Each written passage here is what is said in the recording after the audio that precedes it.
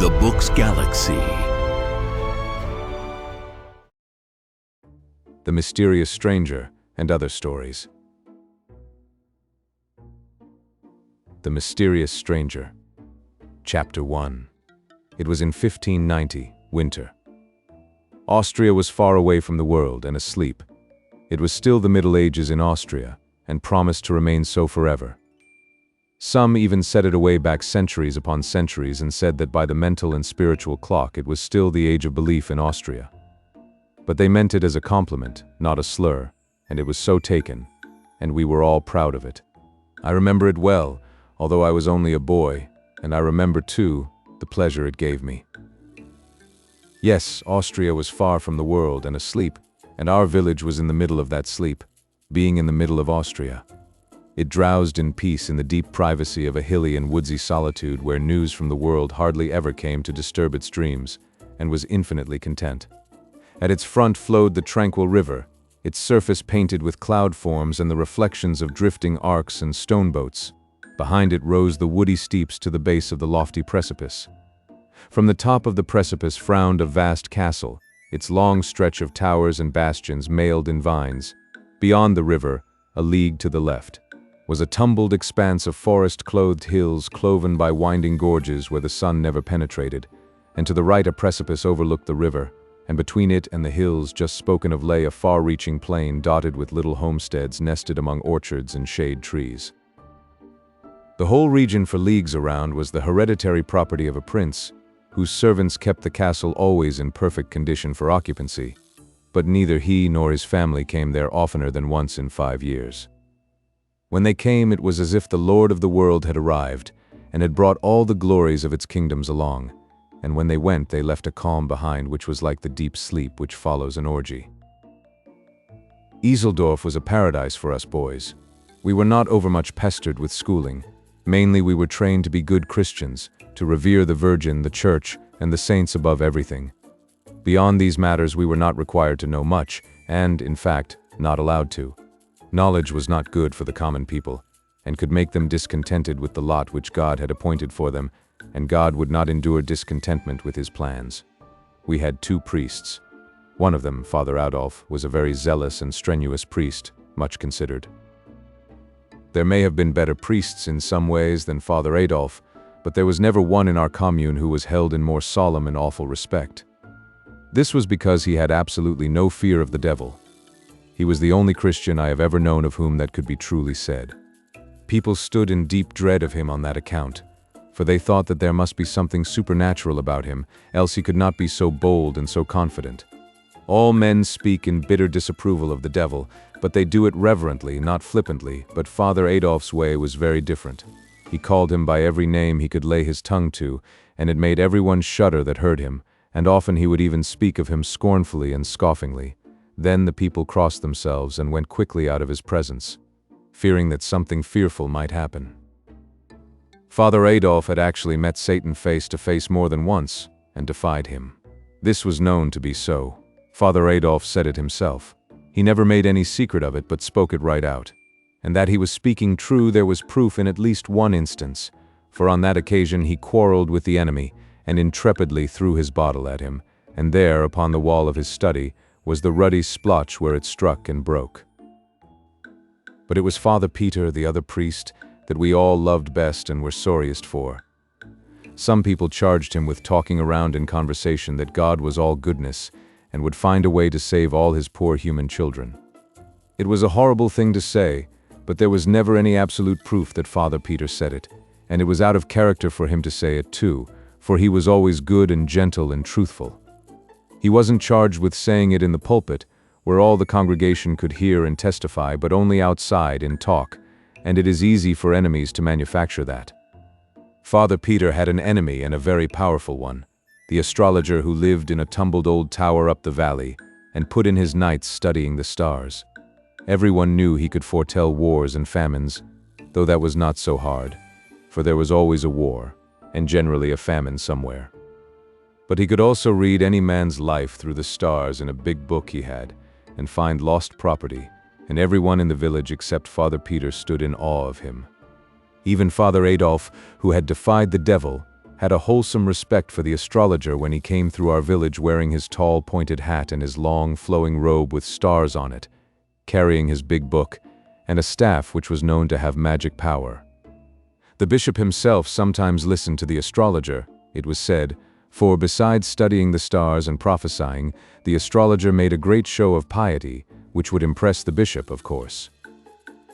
But Father Peter took no stock in the astrologer. He denounced him openly as a charlatan, a fraud with no valuable knowledge of any kind, or powers beyond those of an ordinary and rather inferior human being, which naturally made the astrologer hate Father Peter and wish to ruin him. It was the astrologer, as we all believed, who originated the story about Father Peter's shocking remark and carried it to the bishop. It was said that Father Peter had made the remark to his niece, Margaret, though Margaret denied it and implored the bishop to believe her and spare her old uncle from poverty and disgrace. But the bishop wouldn't listen. He suspended Father Peter indefinitely, though he wouldn't go so far as to excommunicate him on the evidence of only one witness. And now Father Peter had been out a couple of years, and our other priest, Father Adolf, had his flock. Those had been hard years for the old priest and Margaret. They had been favorites, but of course that changed when they came under the shadow of the bishop's frown. Many of their friends fell away entirely, and the rest became cool and distant. Margaret was a lovely girl of 18 when the trouble came, and she had the best head in the village, and the most in it. She taught the harp, and earned all her clothes and pocket money by her own industry. But her scholars fell off one by one now. She was forgotten when there were dances and parties among the youth of the village. The young fellows stopped coming to the house, all except Wilhelm Meidling, and he could have been spared. She and her uncle were sad and forlorn in their neglect and disgrace, and the sunshine was gone out of their lives. Matters went worse and worse, all through the 2 years. Clothes were wearing out, bread was harder and harder to get, and now, at last, the very end was come. Solomon Isaacs had lent all the money he was willing to put on the house, and gave notice that tomorrow he would foreclose. Chapter 2. 3 of us boys were always together, and had been so from the cradle, being fond of one another from the beginning, and this affection deepened as the years went on. Nikolaus Baumann, son of the principal judge of the local court, Seppi Wohlmeyer, son of the keeper of the principal inn, the Golden Stag, which had a nice garden, with shade trees reaching down to the riverside, and pleasure boats for hire, and I was the third Theodore Fischer, son of the church organist, who was also leader of the village musicians, teacher of the violin, composer, tax collector of the commune, sexton, and in other ways a useful citizen, and respected by all. We knew the hills and the woods as well as the birds knew them, for we were always roaming them when we had leisure, at least when we were not swimming or boating or fishing, or playing on the ice or sliding downhill. And we had the run of the castle park, and very few had that. It was because we were pets of the oldest serving man in the castle, Felix Brandt, and often we went there, nights, to hear him talk about old times and strange things, and to smoke with him, he taught us that, and to drink coffee, for he had served in the wars and was at the siege of Vienna, and there, when the Turks were defeated and driven away, among the captured things were bags of coffee, and the Turkish prisoners explained the character of it and how to make a pleasant drink out of it. And now he always kept coffee by him, to drink himself and also to astonish the ignorant with. When it stormed, he kept us all night, and while it thundered and lightened outside, he told us about ghosts and horrors of every kind, and of battles and murders and mutilations, and such things, and made it pleasant and cozy inside. And he told these things from his own experience largely. He had seen many ghosts in his time, and witches and enchanters, and once he was lost in a fierce storm at midnight in the mountains, and by the glare of the lightning had seen the wild huntsman rage on the blast with his spectre dogs chasing after him through the driving cloud rack. Also he had seen an incubus once, and several times he had seen the great bat that sucks the blood from the necks of people while they are asleep, fanning them softly with its wings and so keeping them drowsy till they die. He encouraged us not to fear supernatural things, such as ghosts, and said they did no harm, but only wandered about because they were lonely and distressed and wanted kindly notice and compassion. And in time we learned not to be afraid, and even went down with him in the night to the haunted chamber in the dungeons of the castle. The ghost appeared only once, and it went by very dim to the sight and floated noiseless through the air, and then disappeared, and we scarcely trembled. He had taught us so well. He said it came up sometimes in the night and woke him by passing its clammy hand over his face. But it did him no hurt. It only wanted sympathy and notice. But the strangest thing was that he had seen angels, actual angels out of heaven, and had talked with them. They had no wings and wore clothes and talked and looked and acted just like any natural person, and you would never know them for angels except for the wonderful things they did which a mortal could not do, and the way they suddenly disappeared while you were talking with them, which was also a thing which no mortal could do. And he said they were pleasant and cheerful, not gloomy and melancholy, like ghosts. It was after that kind of a talk one May night that we got up next morning and had a good breakfast with him, and then went down and crossed the bridge and went away up into the hills on the left to a woody hilltop which was a favorite place of ours, and there we stretched out on the grass in the shade to rest and smoke and talk over these strange things, for they were in our minds yet, and impressing us. But we couldn't smoke, because we had been heedless and left our flint and steel behind. Soon there came a youth strolling toward us through the trees, and he sat down and began to talk in a friendly way, just as if he knew us. But we did not answer him, for he was a stranger and we were not used to strangers and were shy of them. He had new and good clothes on, and was handsome and had a winning face and a pleasant voice, and was easy and graceful and unembarrassed, not slouchy and awkward and diffident, like other boys. We wanted to be friendly with him, but didn't know how to begin. Then I thought of the pipe, and wondered if it would be taken as kindly meant if I offered it to him. But I remembered that we had no fire, so I was sorry and disappointed. But he looked up bright and pleased and said, "Fire? Oh, that is easy. I will furnish it." I was so astonished I couldn't speak, for I had not said anything. He took the pipe and blew his breath on it, and the tobacco glowed red, and spirals of blue smoke rose up. We jumped up and were going to run, for that was natural, and we did run a few steps, although he was yearningly pleading for us to stay, and giving us his word that he would not do us any harm, but only wanted to be friends with us and have company. So we stopped and stood, and wanted to go back, being full of curiosity and wonder, but afraid to venture. He went on coaxing in his soft, persuasive way, and when we saw that the pipe did not blow up and nothing happened, our confidence returned by little and little, and presently our curiosity got to be stronger than our fear, and we ventured back but slowly, and ready to fly at any alarm. He was bent on putting us at ease, and he had the right art. One could not remain doubtful and timorous where a person was so earnest and simple and gentle, and talked so alluringly as he did. No, he won us over, and it was not long before we were content and comfortable and chatty, and glad we had found this new friend. When the feeling of constraint was all gone, we asked him how he had learned to do that strange thing, and he said he hadn't learned it at all. It came natural to him, like other things, other curious things. What ones? Oh, a number, I don't know how many. Will you let us see you do them? Do, please, the others said. You won't run away again? No, indeed we won't. Please do. Won't you? Yes, with pleasure. But you mustn't forget your promise, you know. We said we wouldn't, and he went to a puddle and came back with water in a cup which he had made out of a leaf, and blew upon it and threw it out, and it was a lump of ice the shape of the cup. We were astonished and charmed, but not afraid any more. We were very glad to be there, and asked him to go on and do some more things. And he did. He said he would give us any kind of fruit we liked, whether it was in season or not. We all spoke at once. Orange. Apple. Grapes. They are in your pockets, he said, and it was true. And they were of the best, too, and we ate them and wished we had more, though none of us said so. You will find them where those came from, he said, and everything else your appetites call for. And you need not name the thing you wish. As long as I am with you, you have only to wish and find.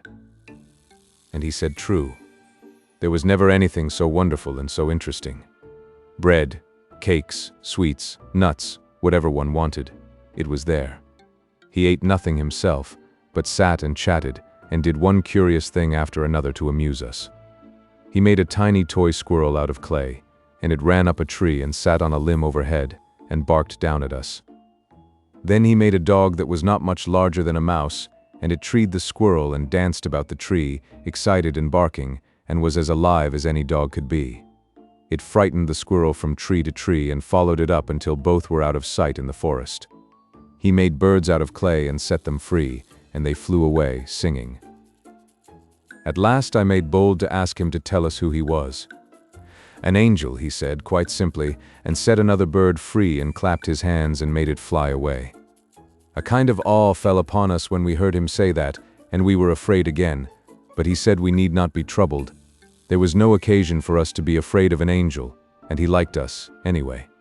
He went on chatting as simply and unaffectedly as ever, and while he talked he made a crowd of little men and women the size of your finger, and they went diligently to work and cleared and leveled off a space a couple of yards square in the grass, and began to build a cunning little castle in it, the women mixing the mortar and carrying it up the scaffoldings in pails on their heads, just as our workwomen have always done, and the men laying the courses of masonry, 500 of these toy people swarming briskly about and working diligently and wiping the sweat off their faces as natural as life. In the absorbing interest of watching those 500 little people make the castle grow step by step and course by course and take shape and symmetry, that feeling and awe soon passed away, and we were quite comfortable and at home again. We asked if we might make some people, and he said yes, and told Seppi to make some cannon for the walls, and told Nicolaus to make some halberdiers, with breastplates and greaves and helmets, and I was to make some cavalry, with horses, and in allotting these tasks he called us by our names, but did not say how he knew them. Then Seppi asked him what his own name was, and he said, tranquilly, Satan, and held out a chip and caught a little woman on it who was falling from the scaffolding and put her back where she belonged, and said, she is an idiot to step backward like that and not notice what she is about. It caught us suddenly, that name did, and our work dropped out of our hands and broke to pieces, a cannon, a halberdier, and a horse. Satan laughed and asked what was the matter. I said, nothing, only it seemed a strange name for an angel. He asked why. Because it's his name, you know. Yes, he is my uncle. He said it placidly, but it took our breath for a moment and made our hearts beat. He did not seem to notice that, but mended our halberdiers and things with a touch, handing them to us finished, and said, don't you remember? He was an angel himself, once.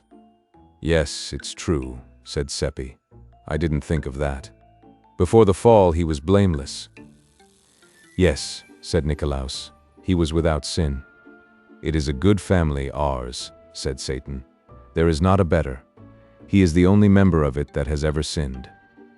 I should not be able to make anyone understand how exciting it all was. You know that kind of quiver that trembles around through you when you are seeing something so strange and enchanting and wonderful that it is just a fearful joy to be alive and look at it, and you know how you gaze, and your lips turn dry and your breath comes short, but you wouldn't be anywhere but there, not for the world. I was bursting to ask one question, I had it on my tongue's end and could hardly hold it back, but I was ashamed to ask it. It might be a rudeness. Satan set an ox down that he had been making, and smiled up at me and said, it wouldn't be a rudeness, and I should forgive it if it was. Have I seen him? Millions of times. From the time that I was a little child, 1,000 years old, I was his second favorite among the nursery angels of our blood and lineage. To use a human phrase, yes, from that time until the fall, 8,000 years, measured as you count time. 8,000. Yes. He turned to Seppi, and went on as if answering something that was in Seppi's mind. Why, naturally I look like a boy, for that is what I am. With us what you call time is a spacious thing. It takes a long stretch of it to grow an angel to full age. There was a question in my mind, and he turned to me and answered it. I am 16,000 years old, counting as you count. Then he turned to Nicolaus and said, no, the fall did not affect me, nor the rest of the relationship.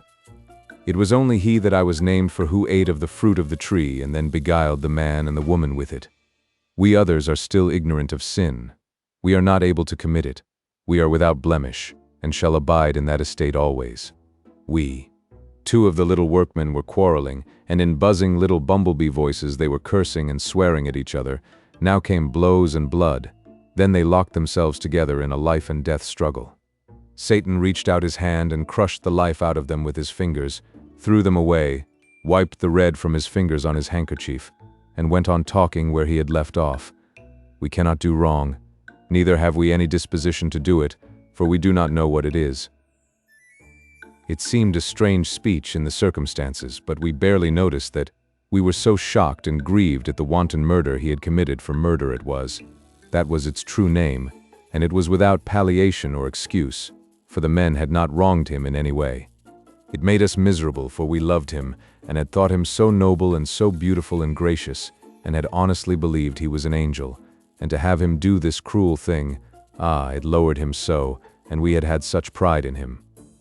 He went right on talking, just as if nothing had happened, telling about his travels, and the interesting things he had seen in the big worlds of our solar system and of other solar systems far away in the remotenesses of space, and about the customs of the immortals that inhabit them, somehow fascinating us, enchanting us, charming us in spite of the pitiful scene that was now under our eyes.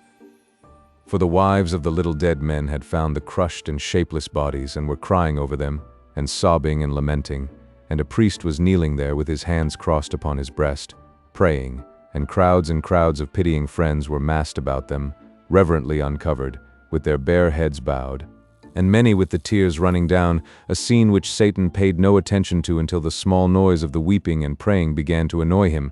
Then he reached out and took the heavy board seat out of our swing and brought it down and mashed all those people into the earth, just as if they had been flies, and went on talking just the same.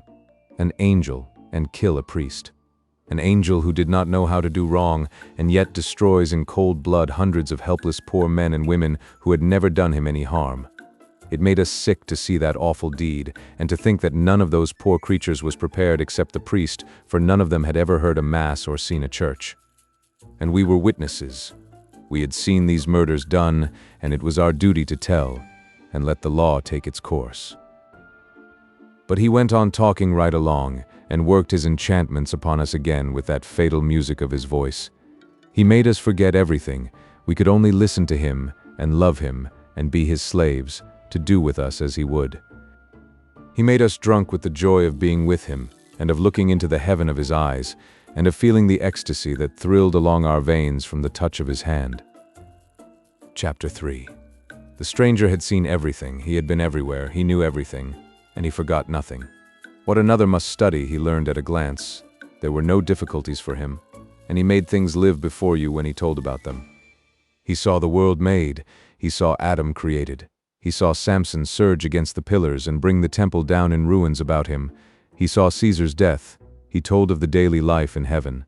He had seen the damned writhing in the red waves of hell. And he made us see all these things, and it was as if we were on the spot and looking at them with our own eyes. And we felt them too, but there was no sign that they were anything to him beyond mere entertainments. Those visions of hell, those poor babes and women and girls and lads and men shrieking and supplicating in anguish, why, we could hardly bear it. But he was as bland about it as if it had been so many imitation rats in an artificial fire. And always when he was talking about men and women here on the earth and their doings, even their grandest and sublimest, we were secretly ashamed, for his manner showed that to him they and their doings were of paltry poor consequence. Often you would think he was talking about flies, if you didn't know. Once he even said, in so many words, that our people down here were quite interesting to him, notwithstanding they were so dull and ignorant and trivial and conceited, and so diseased and rickety, and such a shabby, poor, worthless lot all around. He said it in a quite matter-of-course way and without bitterness, just as a person might talk about bricks or manure or any other thing that was of no consequence and hadn't feelings. I could see he meant no offense, but in my thoughts I set it down as not very good manners. "Manners?" he said. "Why, it is merely the truth, and truth is good manners. Manners are a fiction. The castle is done. Do you like it?" Anyone would have been obliged to like it. It was lovely to look at. It was so shapely and fine and so cunningly perfect in all its particulars, even to the little flags waving from the turrets. Satan said we must put the artillery in place now, and station the halberdiers and display the cavalry. Our men and horses were a spectacle to see. They were so little like what they were intended for. For, of course, we had no art in making such things. Satan said they were the worst he had seen, and when he touched them and made them alive, it was just ridiculous the way they acted, on account of their legs not being of uniform lengths. They reeled and sprawled around as if they were drunk, and endangered everybody's lives around them, and finally fell over and lay helpless and kicking. It made us all laugh, though it was a shameful thing to see. The guns were charged with dirt, to fire a salute, but they were so crooked and so badly made that they all burst when they went off, and killed some of the gunners and crippled the others. Satan said we would have a storm now and an earthquake, if we liked, but we must stand off a piece, out of danger. We wanted to call the people away, too, but he said never mind them. They were of no consequence, and we could make more some time or other if we needed them. A small storm cloud began to settle down black over the castle, and the miniature lightning and thunder began to play, and the ground to quiver, and the wind to pipe and wheeze, and the rain to fall, and all the people flocked into the castle for shelter. The clouds settled down blacker and blacker, and one could see the castle only dimly through it. The lightning blazed out flash upon flash and pierced the castle and set it on fire, and the flames shone out red and fierce through the cloud, and the people came flying out, shrieking, but Satan brushed them back, paying no attention to our begging and crying and imploring. And in the midst of the howling of the wind and volleying of the thunder, the magazine blew up. The earthquake rent the ground wide, and the castle's wreck and ruin tumbled into the chasm, which swallowed it from sight, and closed upon it, with all that innocent life, not one of the 500 poor creatures escaping. Our hearts were broken. We could not keep from crying. "Don't cry," Satan said. "They were of no value. But they are gone to hell. Oh, it is no matter. We can make plenty more." It was of no use to try to move him. Evidently he was wholly without feelings and could not understand. He was full of bubbling spirits, and as gay as if this were a wedding instead of a fiendish massacre. And he was bent on making us feel as he did, and of course his magic accomplished his desire. It was no trouble to him. He did whatever he pleased with us. In a little while we were dancing on that grave, and he was playing to us on a strange, sweet instrument which he took out of his pocket. And the music. But there is no music like that, unless perhaps in heaven. And that was where he brought it from, he said. It made one mad, for pleasure, and we could not take our eyes from him, and the looks that went out of our eyes came from our hearts, and their dumb speech was worship. He brought the dance from heaven too, and the bliss of paradise was in it. Presently he said he must go away on an errand, but we could not bear the thought of it, and clung to him, and pleaded with him to stay, and that pleased him, and he said so, and said he would not go yet, but would wait a little while, and we would sit down and talk a few minutes longer, and he told us Satan was only his real name, and he was to be known by it to us alone. But he had chosen another one to be called by in the presence of others, just a common one, such as people have Philip Traum. It sounded so odd and mean for such a being, but it was his decision, and we said nothing. His decision was sufficient.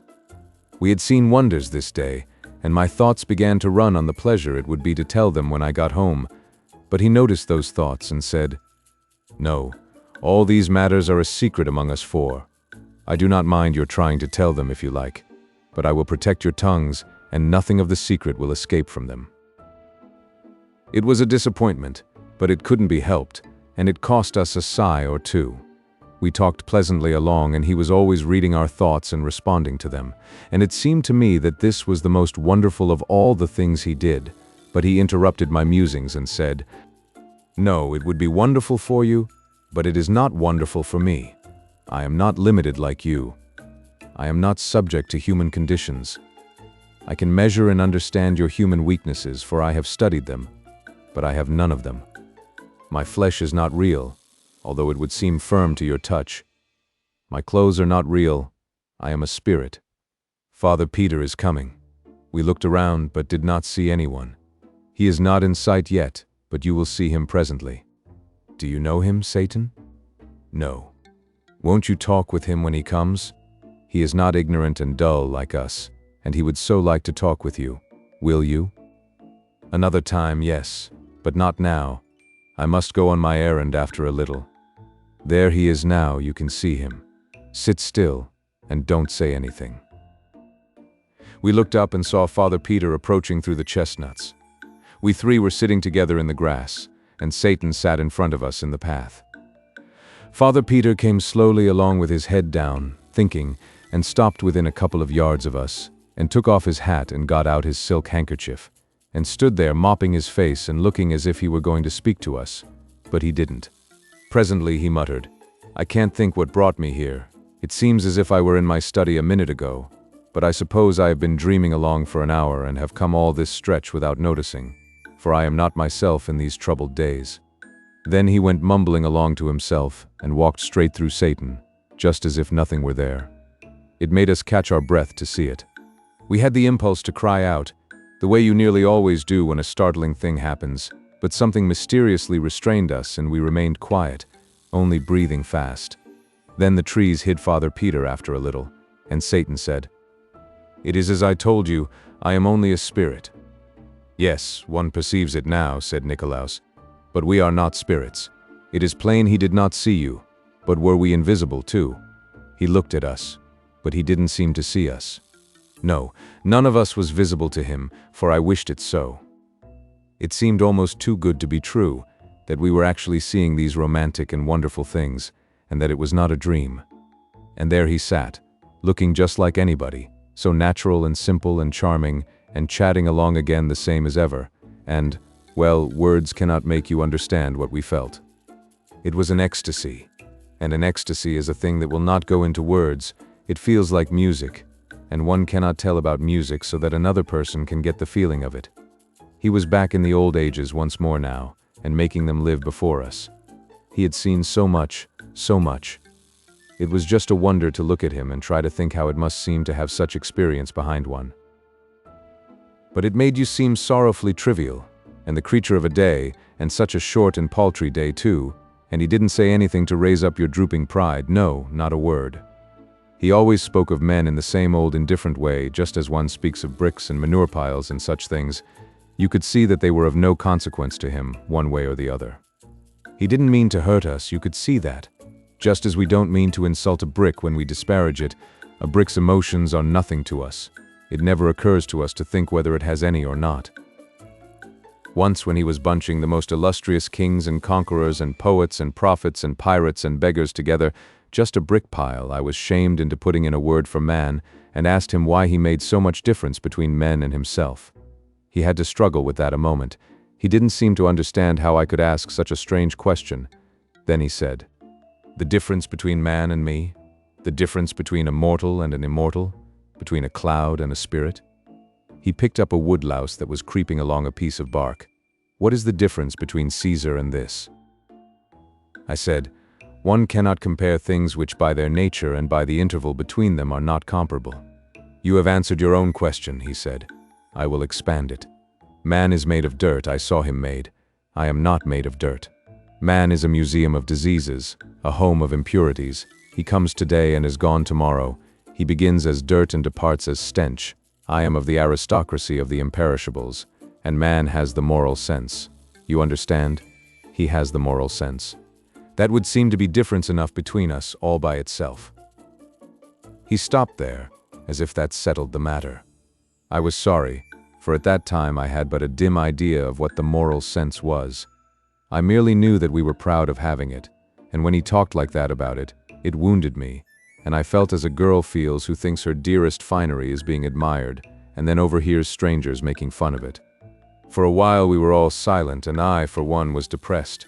Then Satan began to chat again, and soon he was sparkling along in such a cheerful and vivacious vein that my spirits rose once more. He told some very cunning things that put us in a gale of laughter, and when he was telling about the time that Samson tied the torches to the foxes' tails and set them loose in the Philistines' corn, and Samson sitting on the fence slapping his thighs and laughing, with the tears running down his cheeks, and lost his balance and fell off the fence, the memory of that picture got him to laughing, too, and we did have a most lovely and jolly time.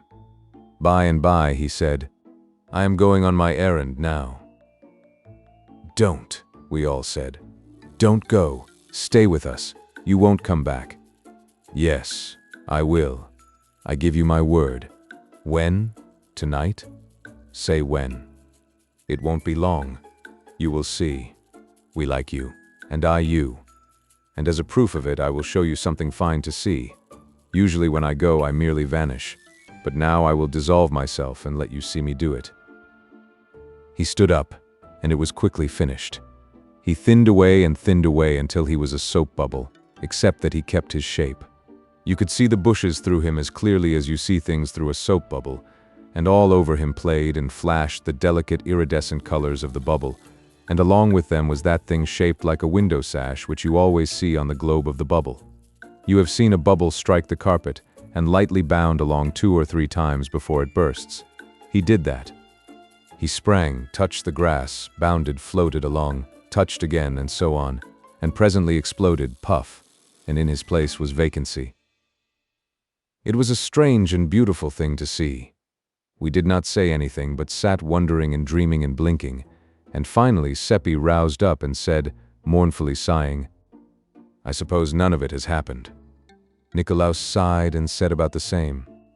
I was miserable to hear them say it, for it was the same cold fear that was in my own mind. Then we saw poor old Father Peter wandering along back, with his head bent down, searching the ground. When he was pretty close to us, he looked up and saw us, and said, "How long have you been here, boys?" "A little while, Father." "Then it is since I came by, and maybe you can help me. Did you come up by the path?" "Yes, Father." "That is good. I came the same way. I have lost my wallet. There wasn't much in it, but a very little is much to me, for it was all I had. I suppose you haven't seen anything of it?" "No, Father, but we will help you hunt." "It is what I was going to ask you." "Why, here it is."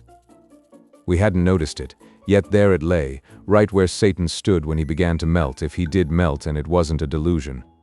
Father Peter picked it up and looked very much surprised. "It is mine," he said, "but not the contents. This is fat, mine was flat, mine was light, this is heavy." He opened it. It was stuffed as full as it could hold with gold coins. He let us gaze our fill, and of course we did gaze, for we had never seen so much money at one time before. All our mouths came open to say Satan did it, but nothing came out. There it was, you see. We couldn't tell what Satan didn't want told. He had said so himself. "Boys, did you do this?" It made us laugh, and it made him laugh too, as soon as he thought what a foolish question it was. "Who has been here?"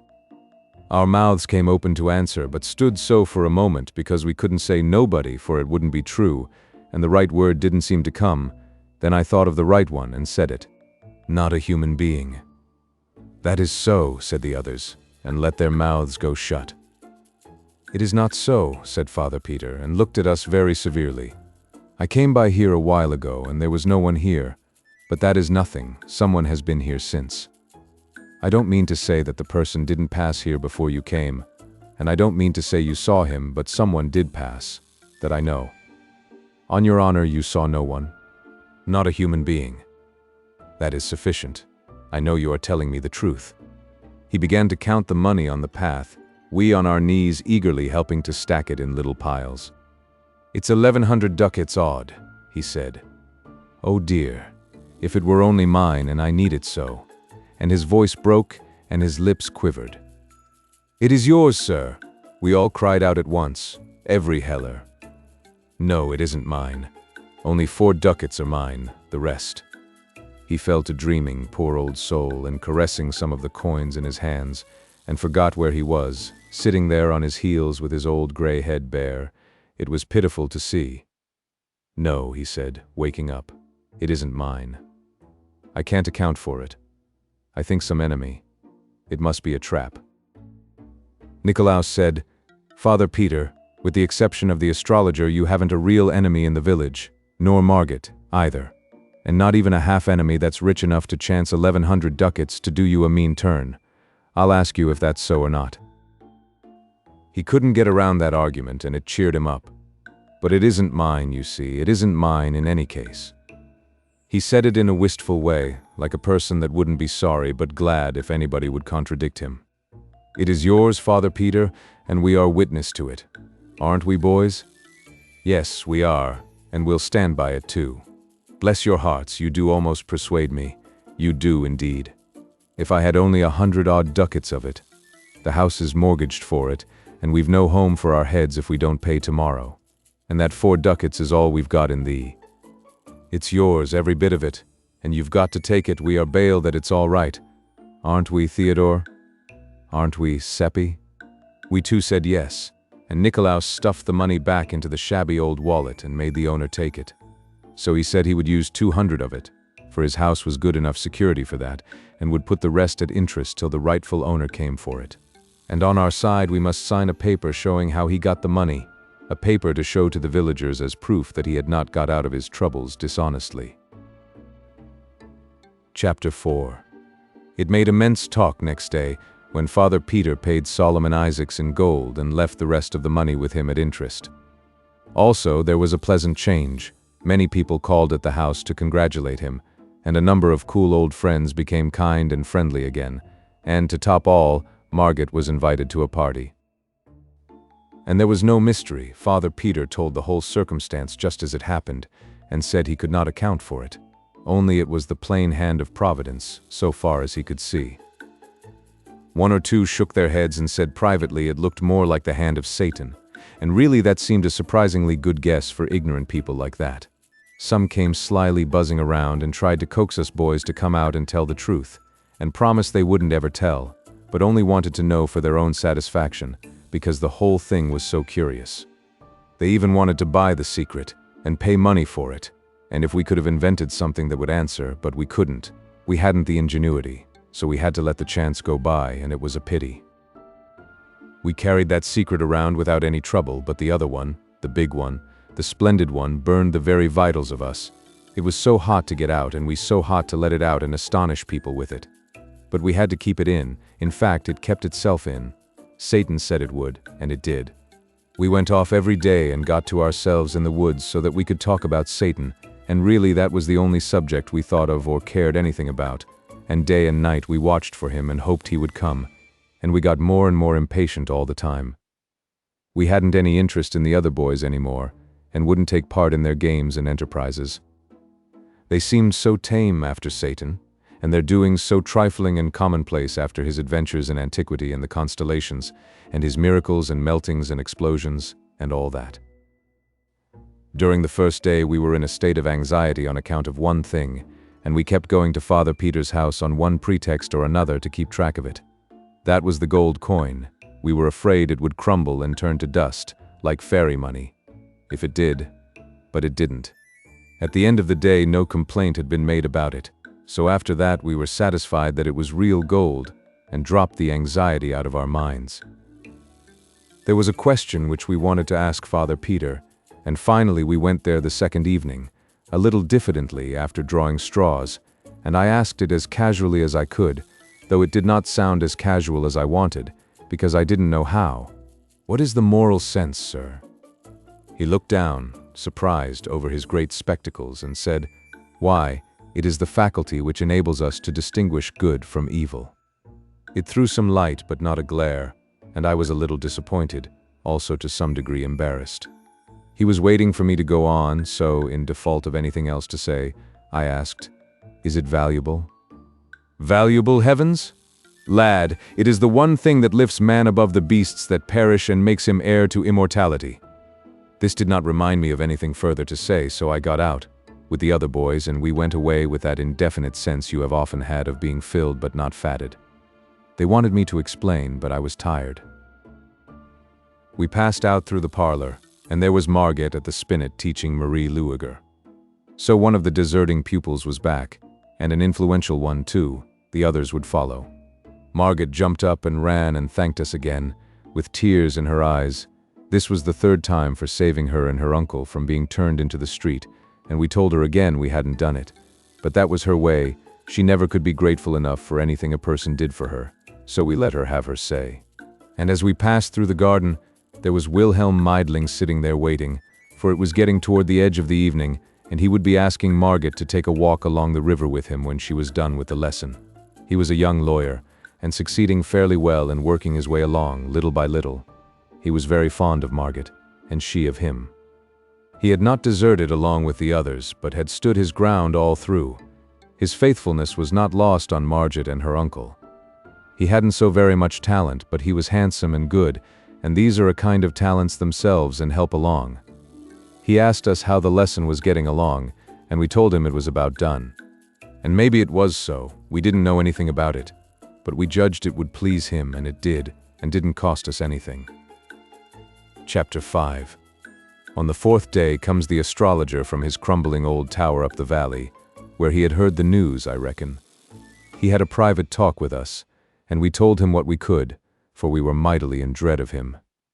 He sat there studying and studying a while to himself. Then he asked, "How many ducats did you say?" 1107, sir. Then he said, as if he were talking to himself, "It is very singular." Yes, very strange, a curious coincidence. Then he began to ask questions and went over the whole ground from the beginning, we answering. By and by he said, 1106 ducats. It is a large sum. 7, said Seppi, correcting him. Oh, 7, was it? Of course a ducat more or less isn't of consequence, but you said 1106 before. It would not have been safe for us to say he was mistaken, but we knew he was. Nikolaus said, "We ask pardon for the mistake, but we meant to say 7. Oh, it is no matter, lad. It was merely that I noticed the discrepancy. It is several days and you cannot be expected to remember precisely. One is apt to be inexact when there is no particular circumstance to impress the count upon the memory." "But there was one, sir," said Seppi eagerly. "What was it, my son?" asked the astrologer indifferently. "First, we all counted the piles of coin, each in turn, and all made it the same 1106. But I had slipped one out, for fun, when the count began, and now I slipped it back and said, 'I think there is a mistake. There are 1107, let us count again.' We did, and of course I was right. They were astonished. Then I told how it came about. The astrologer asked us if this was so, and we said it was. 'That settles it,' he said. 'I know the thief now, lads. The money was stolen.' Then he went away, leaving us very much troubled and wondering what he could mean. In about an hour we found out, for by that time it was all over the village that Father Peter had been arrested for stealing a great sum of money from the astrologer. Everybody's tongue was loose and going. Many said it was not in Father Peter's character and must be a mistake, but the others shook their heads and said misery and want could drive a suffering man to almost anything. About one detail there were no differences. All agreed that Father Peter's account of how the money came into his hands was just about unbelievable. It had such an impossible look. They said it might have come into the astrologer's hands in some such way, but into Father Peter's, never. Our characters began to suffer now. We were Father Peter's only witnesses. How much did he probably pay us to back up his fantastic tale? People talked that kind of talk to us pretty freely and frankly, and were full of scoffings when we begged them to believe really we had told only the truth. Our parents were harder on us than anyone else. Our fathers said we were disgracing our families, and they commanded us to purge ourselves of our lie, and there was no limit to their anger when we continued to say we had spoken true. Our mothers cried over us and begged us to give back our bribe and get back our honest names and save our families from shame, and come out and honorably confess. And at last we were so worried and harassed that we tried to tell the whole thing, Satan and all, but no, it wouldn't come out. We were hoping and longing all the time that Satan would come and help us out of our trouble, but there was no sign of him. Within an hour after the astrologer's talk with us, Father Peter was in prison and the money sealed up and in the hands of the officers of the law. The money was in a bag, and Solomon Isaacs said he had not touched it since he had counted it. His oath was taken that it was the same money, and that the amount was 1107 ducats. Father Peter claimed trial by the ecclesiastical court, but our other priest, Father Adolf, said an ecclesiastical court hadn't jurisdiction over a suspended priest. The bishop upheld him. That settled it. The case would go to trial in the civil court. The court would not sit for some time to come. Wilhelm Meidling would be Father Peter's lawyer and do the best he could, of course. But he told us privately that a weak case on his side and all the power and prejudice on the other made the outlook bad. So Margit's new happiness died a quick death. No friends came to condole with her, and none were expected. An unsigned note withdrew her invitation to the party. There would be no scholars to take lessons. How could she support herself? She could remain in the house, for the mortgage was paid off, though the government and not poor Solomon Isaacs had the mortgage money in its grip for the present. Old Ursula, who was cook, chambermaid, housekeeper, laundress, and everything else for Father Peter, and had been Margit's nurse in earlier years, said God would provide. But she said that from habit, for she was a good Christian. She meant to help in the providing, to make sure, if she could find a way. We boys wanted to go and see Margaret and show friendliness for her, but our parents were afraid of offending the community and wouldn't let us. The astrologer was going around inflaming everybody against Father Peter, and saying he was an abandoned thief and had stolen 1,107 gold ducats from him. He said he knew he was a thief from that fact, for it was exactly the sum he had lost and which Father Peter pretended he had found. In the afternoon of the 4th day after the catastrophe, old Ursula appeared at our house and asked for some washing to do, and begged my mother to keep this secret, to save Margaret's pride, who would stop this project if she found it out. Yet Margaret had not enough to eat and was growing weak. Ursula was growing weak herself and showed it, and she ate of the food that was offered her like a starving person, but could not be persuaded to carry any home, for Margaret would not eat charity food. She took some clothes down to the stream to wash them, but we saw from the window that handling the bat was too much for her strength. So she was called back and a trifle of money offered her, which she was afraid to take lest Margaret should suspect. Then she took it, saying she would explain that she found it in the road. To keep it from being a lie and damning her soul, she got me to drop it while she watched. Then she went along by there and found it, and exclaimed with surprise and joy, and picked it up and went her way. Like the rest of the village, she could tell everyday lies fast enough and without taking any precautions against fire and brimstone on their account. But this was a new kind of lie, and it had a dangerous look because she hadn't had any practice in it. After a week's practice, it wouldn't have given her any trouble. It is the way we are made. I was in trouble, for how would Margaret live? Ursula could not find a coin in the road every day, perhaps not even a second one. And I was ashamed, too, for not having been near Margaret, and she so in need of friends. But that was my parents' fault, not mine, and I couldn't help it. I was walking along the path, feeling very downhearted, when a most cheery and tingling freshening up sensation went rippling through me, and I was too glad for any words, for I knew by that sign that Satan was by. I had noticed it before. Next moment he was alongside of me, and I was telling him all my trouble and what had been happening to Margaret and her uncle. While we were talking, we turned a curve and saw old Ursula resting in the shade of a tree, and she had a lean stray kitten in her lap and was petting it. I asked her where she got it, and she said it came out of the woods and followed her, and she said it probably hadn't any mother or any friends and she was going to take it home and take care of it. Satan said, "I understand you are very poor. Why do you want to add another mouth to feed? Why don't you give it to some rich person?" Ursula bridled at this and said, "Perhaps you would like to have it. You must be rich, with your fine clothes and quality airs." Then she sniffed and said, "Give it to the rich, the idea. The rich don't care for anybody but themselves. It's only the poor that have feeling for the poor, and help them. The poor and God. God will provide for this kitten." "What makes you think so?" Ursula's eyes snapped with anger. "Because I know it," she said. "Not a sparrow falls to the ground without his seeing it. But it falls, just the same. What good is seeing it fall?" Old Ursula's jaws worked, but she could not get any word out for the moment. She was so horrified. When she got her tongue, she stormed out, "Go about your business, you puppy, or I will take a stick to you." I could not speak. I was so scared. I knew that with his notions about the human race, Satan would consider it a matter of no consequence to strike her dead, there being plenty more. But my tongue stood still. I could give her no warning. But nothing happened. Satan remained tranquil and indifferent. I suppose he could not be insulted by Ursula any more than the king could be insulted by a tumblebug. The old woman jumped to her feet when she made her remark, and did it as briskly as a young girl. It had been many years since she had done the like of that. That was Satan's influence. He was a fresh breeze to the weak and the sick, wherever he came. His presence affected even the lean kitten, and it skipped to the ground and began to chase a leaf. This surprised Ursula, and she stood looking at the creature and nodding her head wonderingly, her anger quite forgotten. "What's come over it?"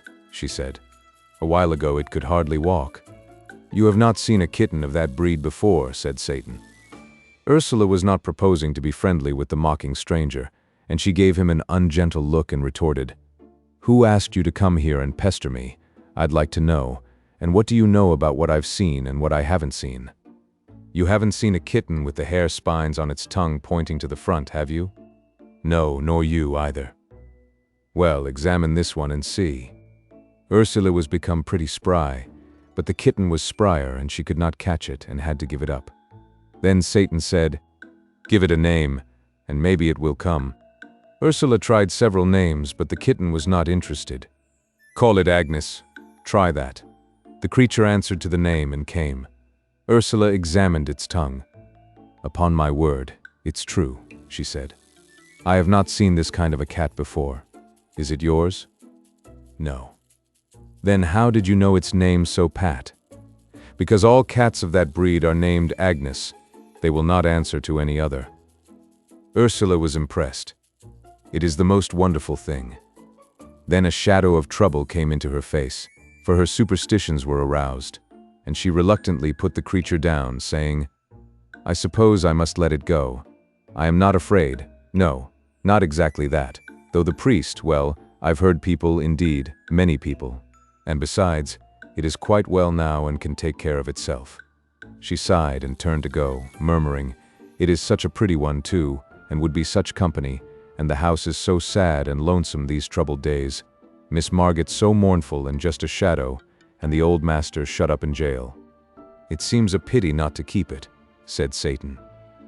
Ursula turned quickly, just as if she were hoping someone would encourage her. "Why?" she asked wistfully. "Because this breed brings luck." "Does it? Is it true? Young man, do you know it to be true? How does it bring luck?" "Well, it brings money anyway." Ursula looked disappointed. "Money? A cat bring money? The idea. You could never sell it here. People do not buy cats here. One can't even give them away." She turned to go. "I don't mean sell it. I mean have an income from it. This kind is called the lucky cat. Its owner finds 4 silver groschen in his pocket every morning." I saw the indignation rising in the old woman's face. She was insulted. This boy was making fun of her. That was her thought. She thrust her hands into her pockets and straightened up to give him a piece of her mind. Her temper was all up and hot. Her mouth came open and let out 3 words of a bitter sentence. Then it fell silent, and the anger in her face turned to surprise or wonder or fear or something, and she slowly brought out her hands from her pockets and opened them and held them so. In one was my piece of money, in the other lay 4 silver groschen. She gazed a little while, perhaps to see if the groschen would vanish away. Then she said fervently, it's true, and I'm ashamed and beg forgiveness, O dear master and benefactor." And she ran to Satan and kissed his hand over and over again according to the Austrian custom. In her heart she probably believed it was a witch cat and an agent of the devil, but no matter. It was all the more certain to be able to keep its contract and furnish a daily good living for the family. For in matters of finance, even the piousest of our peasants would have more confidence in an arrangement with the devil than with an archangel. Ursula started homeward, with Agnes in her arms, and I said I wished I had her privilege of seeing Margit. Then I caught my breath, for we were there in the parlor, and Margit standing looking at us, astonished. She was feeble and pale, but I knew that those conditions would not last in Satan's atmosphere, and it turned out so. I introduced Satan, that is, Philip Traum, and we sat down and talked. There was no constraint. We were simple folk in our village, and when a stranger was a pleasant person, we were soon friends. Margit wondered how we got in without her hearing us. Traum said the door was open, and we walked in and waited until she should turn around and greet us. This was not true. No door was open. We entered through the walls or the roof or down the chimney or somehow. But no matter what Satan wished a person to believe, the person was sure to believe, and so Margit was quite satisfied with that explanation. And then the main part of her mind was on Traum anyway. She couldn't keep her eyes off him. He was so beautiful. That gratified me and made me proud. I hoped he would show off some, but he didn't. He seemed only interested in being friendly and telling lies. He said he was an orphan. That made Margit pity him. The water came into her eyes. He said he had never known his mama. She passed away while he was a young thing, and said his papa was in shattered health and had no property to speak of, in fact, none of any earthly value. But he had an uncle in business down in the tropics, and he was very well off and had a monopoly, and it was from this uncle that he drew his support. The very mention of a kind uncle was enough to remind Margaret of her own, and her eyes filled again. She said she hoped their two uncles would meet someday. It made me shudder. Philip said he hoped so too, and that made me shudder again. "Maybe they will," said Margaret. "Does your uncle travel much?" "Oh yes, he goes all about. He has business everywhere." And so they went on chatting, and poor Margaret forgot her sorrow for one little while anyway. It was probably the only really bright and cheery hour she had known lately. I saw she liked Philip, and I knew she would. And when he told her he was studying for the ministry, I could see that she liked him better than ever. And then, when he promised to get her admitted to the jail so that she could see her uncle, that was the capstone. He said he would give the guards a little present, and she must always go in the evening after dark, and say nothing. But just show this paper and pass in, and show it again when you come out. And he scribbled some queer marks on the paper and gave it to her. And she was ever so thankful, and right away was in a fever for the sun to go down. For in that old cruel time prisoners were not allowed to see their friends, and sometimes they spent years in the jails without ever seeing a friendly face.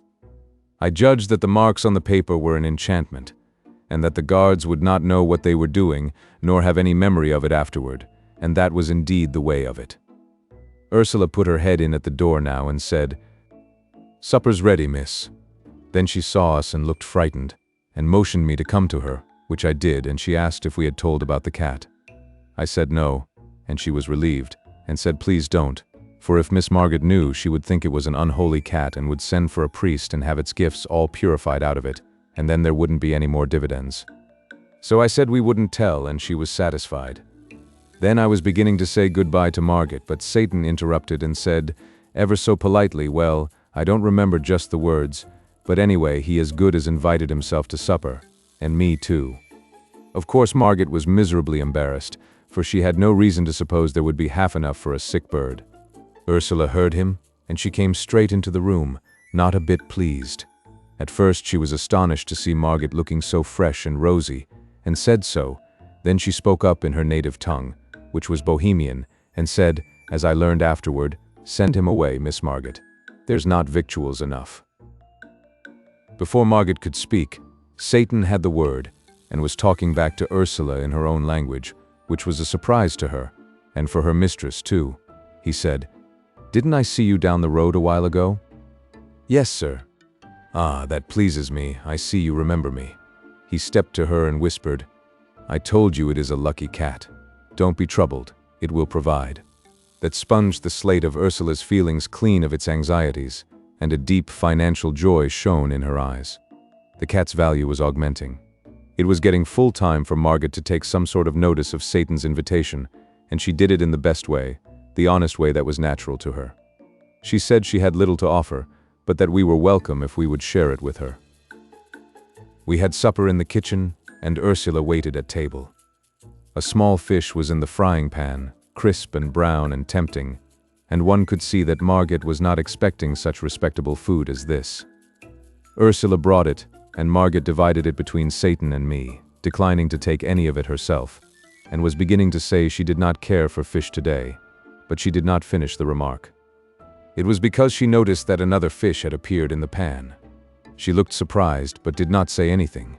She probably meant to inquire of Ursula about this later. There were other surprises, flesh and game and wines and fruits, things which had been strangers in that house lately. But Margaret made no exclamations and now even looked unsurprised, which was Satan's influence, of course. Satan talked right along and was entertaining and made the time pass pleasantly and cheerfully. And although he told a good many lies, it was no harm in him, for he was only an angel and did not know any better. They do not know right from wrong. I knew this because I remembered what he had said about it. He got on the good side of Ursula. He praised her to Margaret confidentially, but speaking just loud enough for Ursula to hear.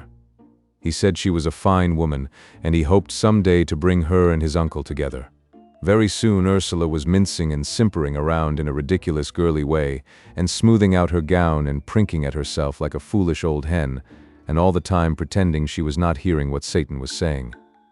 I was ashamed, for it showed us to be what Satan considered us, a silly race and trivial. Satan said his uncle entertained a great deal, and to have a clever woman presiding over the festivities would double the attractions of the place. "But your uncle is a gentleman, isn't he?" asked Margit. "Yes," said Satan indifferently.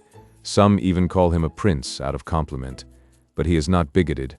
To him personal merit is everything, rank nothing." My hand was hanging down by my chair. Agnes came along and licked it. By this act a secret was revealed. I started to say, "It is all a mistake. This is just a common, ordinary cat. The hair needles on her tongue point inward, not outward." But the words did not come because they couldn't. Satan smiled upon me, and I understood. When it was dark, Margit took food and wine and fruit in a basket and hurried away to the jail, and Satan and I walked toward my home. I was thinking to myself that I should like to see what the inside of the jail was like. Satan overheard the thought, and the next moment we were in the jail. "We were in the torture chamber," Satan said. The rack was there, and the other instruments, and there was a smoky lantern or two hanging on the walls and helping to make the place look dim and dreadful. There were people there and executioners, but as they took no notice of us, it meant that we were invisible. A young man lay bound, and Satan said he was suspected of being a heretic, and the executioners were about to inquire into it.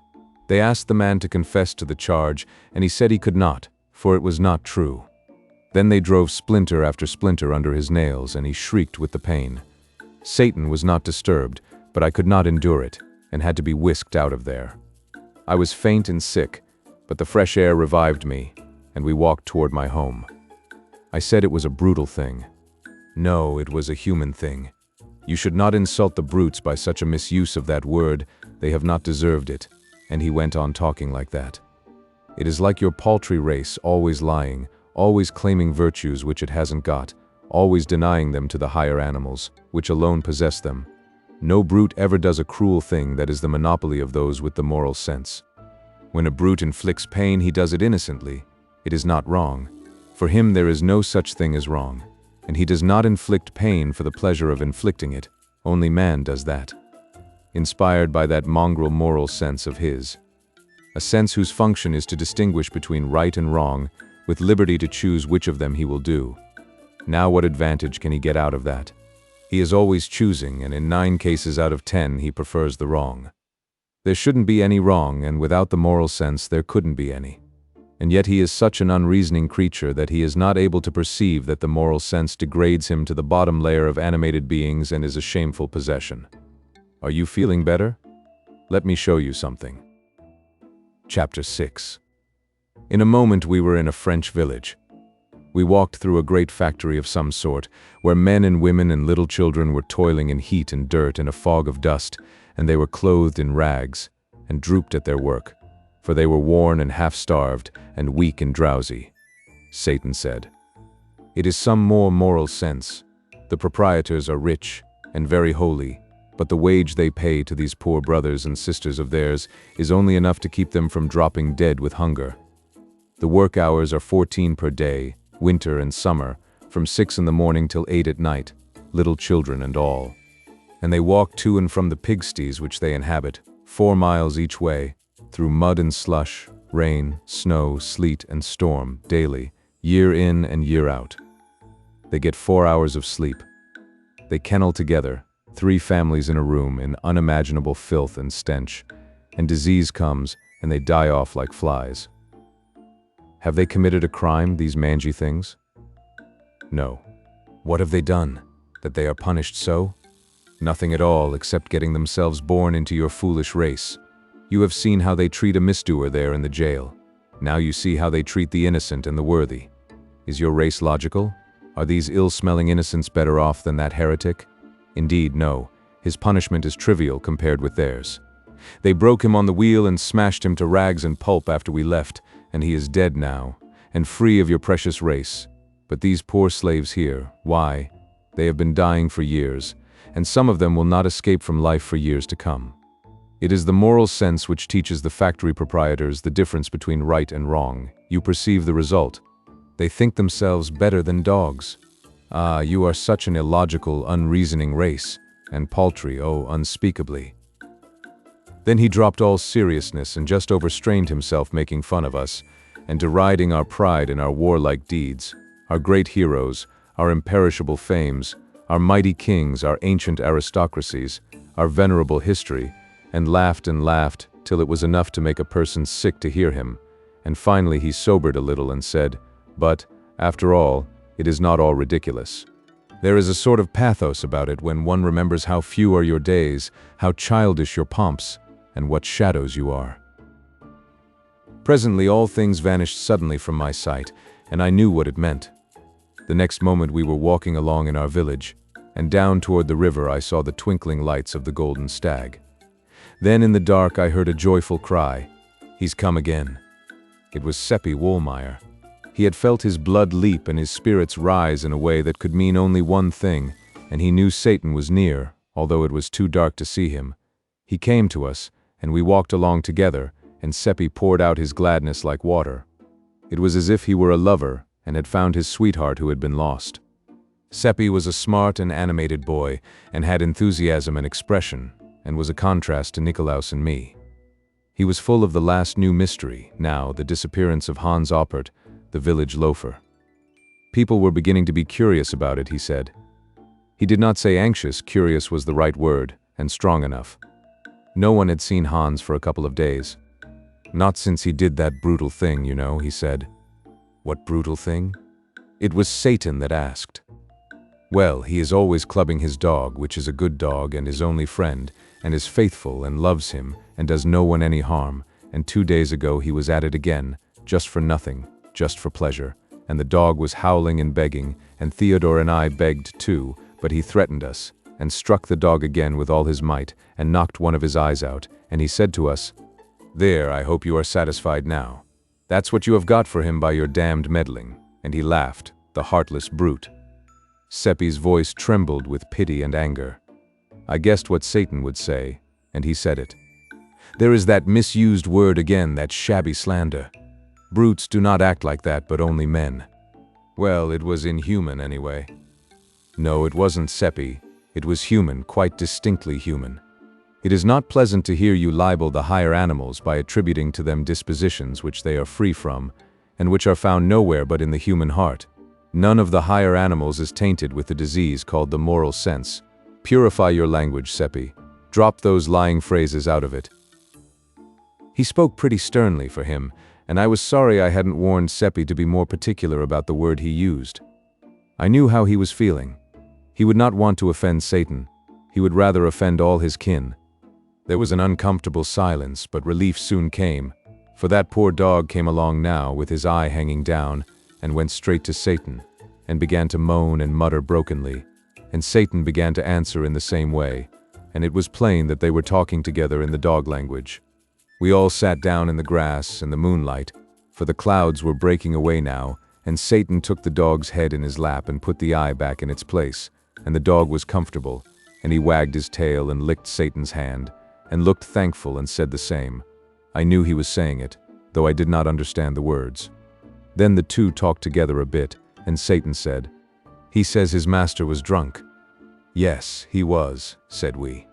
And an hour later he fell over the precipice there beyond the cliff pasture. We know the place. It is 3 miles from here. And the dog has been often to the village, begging people to go there, but he was only driven away and not listened to. We remembered it, but hadn't understood what he wanted. He only wanted help for the man who had misused him, and he thought only of that, and has had no food nor sought any. He is watched by his master 2 nights. What do you think of your race? Is heaven reserved for it, and this dog ruled out as your teachers tell you? Can your race add anything to this dog's stock of morals and magnanimities? He spoke to the creature, who jumped up, eager and happy, and apparently ready for orders and impatient to execute them. Get some men, go with the dog, he will show you that carrion, and take a priest along to arrange about insurance, for death is near. With the last word he vanished, to our sorrow and disappointment. We got the men and Father Adolf, and we saw the man die. Nobody cared but the dog. He mourned and grieved and licked the dead face, and could not be comforted. We buried him where he was, and without a coffin, for he had no money, and no friend but the dog. If we had been an hour earlier, the priest would have been in time to send that poor creature to heaven, but now he was gone down into the awful fires to burn forever. It seemed such a pity that in a world where so many people have difficulty to put in their time, one little hour could not have been spared for this poor creature who needed it so much, and to whom it would have made the difference between eternal joy and eternal pain. It gave an appalling idea of the value of an hour, and I thought I could never waste one again without remorse and terror. Seppi was depressed and grieved, and said it must be so much better to be a dog and not run such awful risks. We took this one home with us and kept him for our own. Seppi had a very good thought as we were walking along, and it cheered us up and made us feel much better. He said the dog had forgiven the man that had wronged him so, and maybe God would accept that absolution. There was a very dull week now, for Satan did not come. Nothing much was going on, and we boys could not venture to go and see Margit, because the nights were moonlit and our parents might find us out if we tried. But we came across Ursula a couple of times taking a walk in the meadows beyond the river to air the cat, and we learned from her that things were going well. She had natty new clothes on and bore a prosperous look. The 4 groschen a day were arriving without a break, but were not being spent for food and wine and such things. The cat attended to all that. Margit was enduring her forsakenness and isolation fairly well, all things considered, and was cheerful, by help of Wilhelm Meidling. She spent an hour or two every night in the jail with her uncle, and had fattened him up with the cat's contributions. But she was curious to know more about Philip Traum, and hoped I would bring him again. Ursula was curious about him herself, and asked a good many questions about his uncle. It made the boys laugh, for I had told them the nonsense Satan had been stuffing her with. She got no satisfaction out of us, our tongues being tied. Ursula gave us a small item of information. Money being plenty now, she had taken on a servant to help about the house and run errands. She tried to tell it in a commonplace, matter-of-course way, but she was so set up by it and so vain of it that her pride in it leaked out pretty plainly. It was beautiful to see her veiled delight in this grandeur, poor old thing, but when we heard the name of the servant we wondered if she had been altogether wise, for although we were young, and often thoughtless, we had fairly good perception on some matters. This boy was Gottfried Nair, a dull, good creature, with no harm in him and nothing against him personally. Still, he was under a cloud, and properly so, for it had not been 6 months since a social blight had mildewed the family. His grandmother had been burned as a witch. When that kind of a malady is in the blood, it does not always come out with just one burning. Just now was not a good time for Ursula and Margit to be having dealings with a member of such a family, for the witch terror had risen higher during the past year than it had ever reached in the memory of the oldest villagers. The mere mention of a witch was almost enough to frighten us out of our wits. This was natural enough because of late years there were more kinds of witches than there used to be. In old times it had been only old women, but of late years they were of all ages, even children of 8 and 9. It was getting so that anybody might turn out to be a familiar of the devil. Age and sex hadn't anything to do with it. In our little region we had tried to extirpate the witches, but the more of them we burned, the more of the breed rose up in their places. Once, in a school for girls only 10 miles away, the teachers found that the back of one of the girls was all red and inflamed, and they were greatly frightened, believing it to be the devil's marks. The girl was scared, and begged them not to denounce her, and said it was only fleas, but of course it would not do to let the matter rest there. All the girls were examined, and 11 out of the 50 were badly marked, the rest less so. A commission was appointed, but the 11 only cried for their mothers and would not confess. Then they were shut up, each by herself, in the dark, and put on black bread and water for 10 days and nights. And by that time they were haggard and wild, and their eyes were dry, and they did not cry any more, but only sat and mumbled, and would not take the food. Then one of them confessed, and said they had often ridden through the air on broomsticks to the witches' Sabbath, and in a bleak place high up in the mountains had danced and drunk and caroused with several hundred other witches and the evil one, and all had conducted themselves in a scandalous way, and had reviled the priests and blasphemed God. That is what she said, not in narrative form, for she was not able to remember any of the details without having them called to her mind one after the other. But the commission did that, for they knew just what questions to ask, they being all written down for the use of witch commissioners 2 centuries before. They asked, "Did you do so-and-so?" And she always said yes, and looked weary and tired, and took no interest in it. And so when the other 10 heard that this one confessed, they confessed too, and answered yes to the questions. Then they were burned at the stake all together, which was just and right, and everybody went from all the countryside to see it. I went too, but when I saw that one of them was a bonny, sweet girl I used to play with, and looked so pitiful there chained to the stake, and her mother crying over her and devouring her with kisses and clinging around her neck, and saying, oh my God, it was too dreadful, and I went away. It was bitter cold weather when Gottfried's grandmother was burned. It was charged that she had cured bad headaches by kneading the person's head and neck with her fingers, as she said, but really by the devil's help, as everybody knew. They were going to examine her, but she stopped them and confessed straight off that her power was from the devil. So they appointed to burn her next morning early in our market square. The officer who was to prepare the fire was there first and prepared it. She was there next, brought by the constables, who left her and went to fetch another witch. Her family did not come with her. They might be reviled, maybe stoned if the people were excited. I came and gave her an apple. She was squatting at the fire, warming herself and waiting, and her old lips and hands were blue with the cold. A stranger came next. He was a traveler passing through, and he spoke to her gently, and, seeing nobody but me there to hear, said he was sorry for her. And he asked if what she confessed was true, and she said no. He looked surprised and still more sorry then, and asked her, "Then why did you confess?" "I am old and very poor," she said, "and I work for my living. There was no way but to confess. If I hadn't, they might have set me free. That would ruin me, for no one would forget that I had been suspected of being a witch, and so I would get no more work, and wherever I went they would set the dogs on me. In a little while I would starve. The fire is best. It is soon over. You have been good to me, you two, and I thank you." She snuggled closer to the fire and put out her hands to warm them, the snowflakes descending soft and still on her old gray head and making it white and whiter. The crowd was gathering now, and an egg came flying and struck her in the eye, and broke and ran down her face. There was a laugh at that. I told Satan all about the 11 girls and the old woman once, but it did not affect him. He only said it was the human race, and what the human race did was of no consequence. And he said he had seen it made, and it was not made of clay, it was made of mud. Part of it was, anyway. I knew what he meant by that, the moral sense. He saw the thought in my head, and it tickled him and made him laugh. Then he called a bullock out of a pasture and petted it and talked with it, and said, there he wouldn't drive children mad with hunger and fright and loneliness, and then burn them for confessing to things invented for them which had never happened. And neither would he break the hearts of innocent, poor old women and make them afraid to trust themselves among their own race, and he would not insult them in their death agony. For he is not besmirched with the moral sense, but is as the angels are, and knows no wrong, and never does it.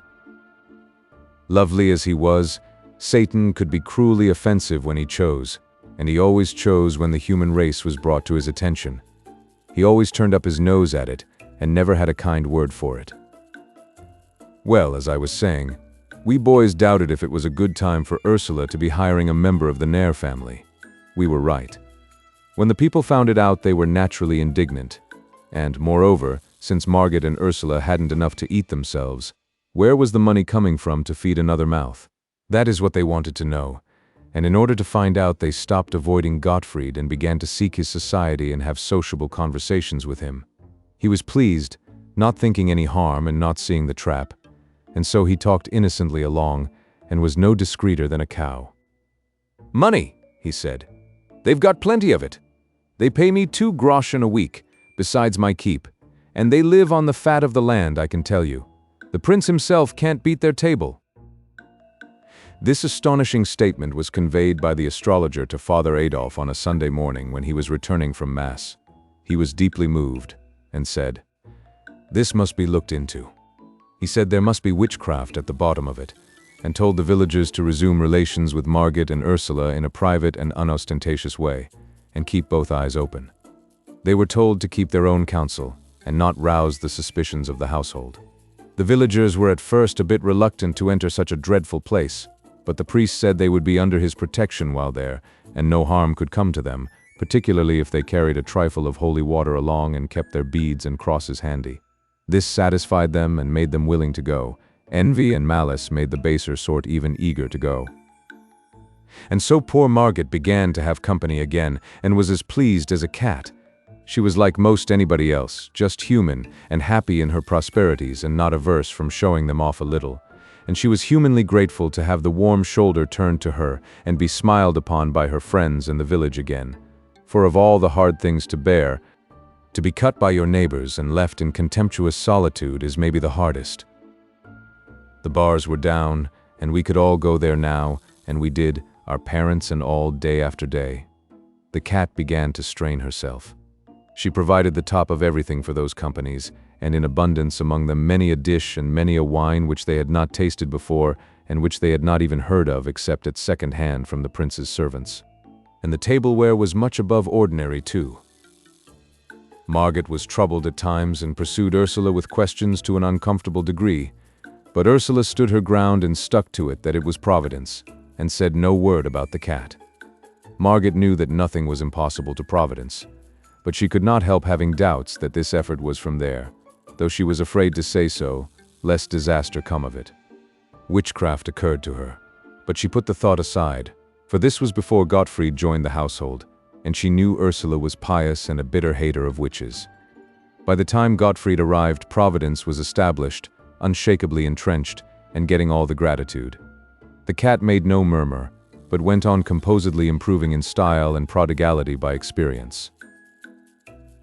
In any community, big or little, there is always a fair proportion of people who are not malicious or unkind by nature, and who never do unkind things except when they are overmastered by fear, or when their self-interest is greatly in danger, or some such matter as that. Iseldorf had its proportion of such people, and ordinarily their good and gentle influence was felt, but these were not ordinary times on account of the witch dread, and so we did not seem to have any gentle and compassionate hearts left to speak of. Every person was frightened at the unaccountable state of things at Margaret's house, not doubting that witchcraft was at the bottom of it, and fright frenzied their reason. Naturally, there were some who pitied Margaret and Ursula for the danger that was gathering about them, but naturally they did not say so. It would not have been safe. So the others had it all their own way, and there was none to advise the ignorant girl and the foolish woman and warn them to modify their doings. We boys wanted to warn them, but we backed down when it came to the pinch, being afraid. We found that we were not manly enough nor brave enough to do a generous action when there was a chance that it could get us into trouble. Neither of us confessed this poor spirit to the others, but did as other people would have done, dropped the subject and talked about something else. And I knew we all felt mean, eating and drinking Margaret's fine things along with those companies of spies, and petting her and complimenting her with the rest, and seeing with self-reproach how foolishly happy she was, and never saying a word to put her on her guard. And indeed, she was happy, and as proud as a princess, and so grateful to have friends again. And all the time these people were watching with all their eyes and reporting all they saw to Father Adolf. But he couldn't make head or tail of the situation.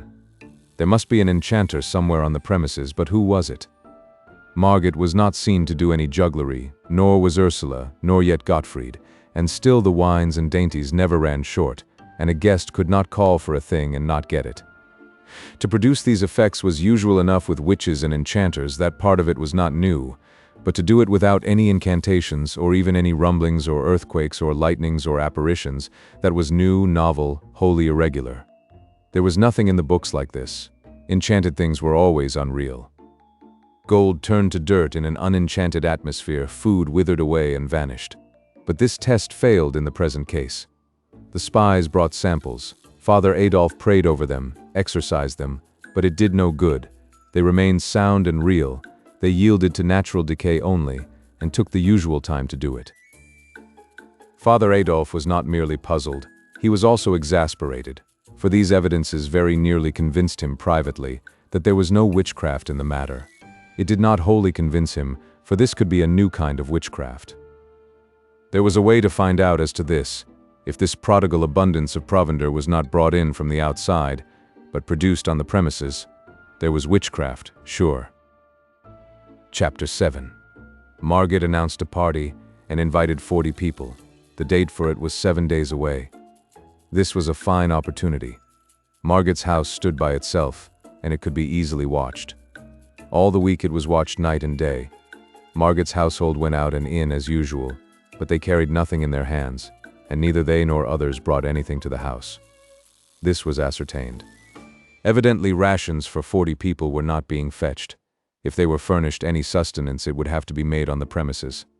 It was true that Margot went out with a basket every evening, but the spies ascertained that she always brought it back empty. The guests arrived at noon and filled the place. Father Adolf followed, also after a little, the astrologer, without invitation. The spies had informed him that neither at the back nor the front had any parcels been brought in. He entered and found the eating and drinking going on finely, and everything progressing in a lively and festive way. He glanced around and perceived that many of the cooked delicacies and all of the native and foreign fruits were of a perishable character, and he also recognized that these were fresh and perfect.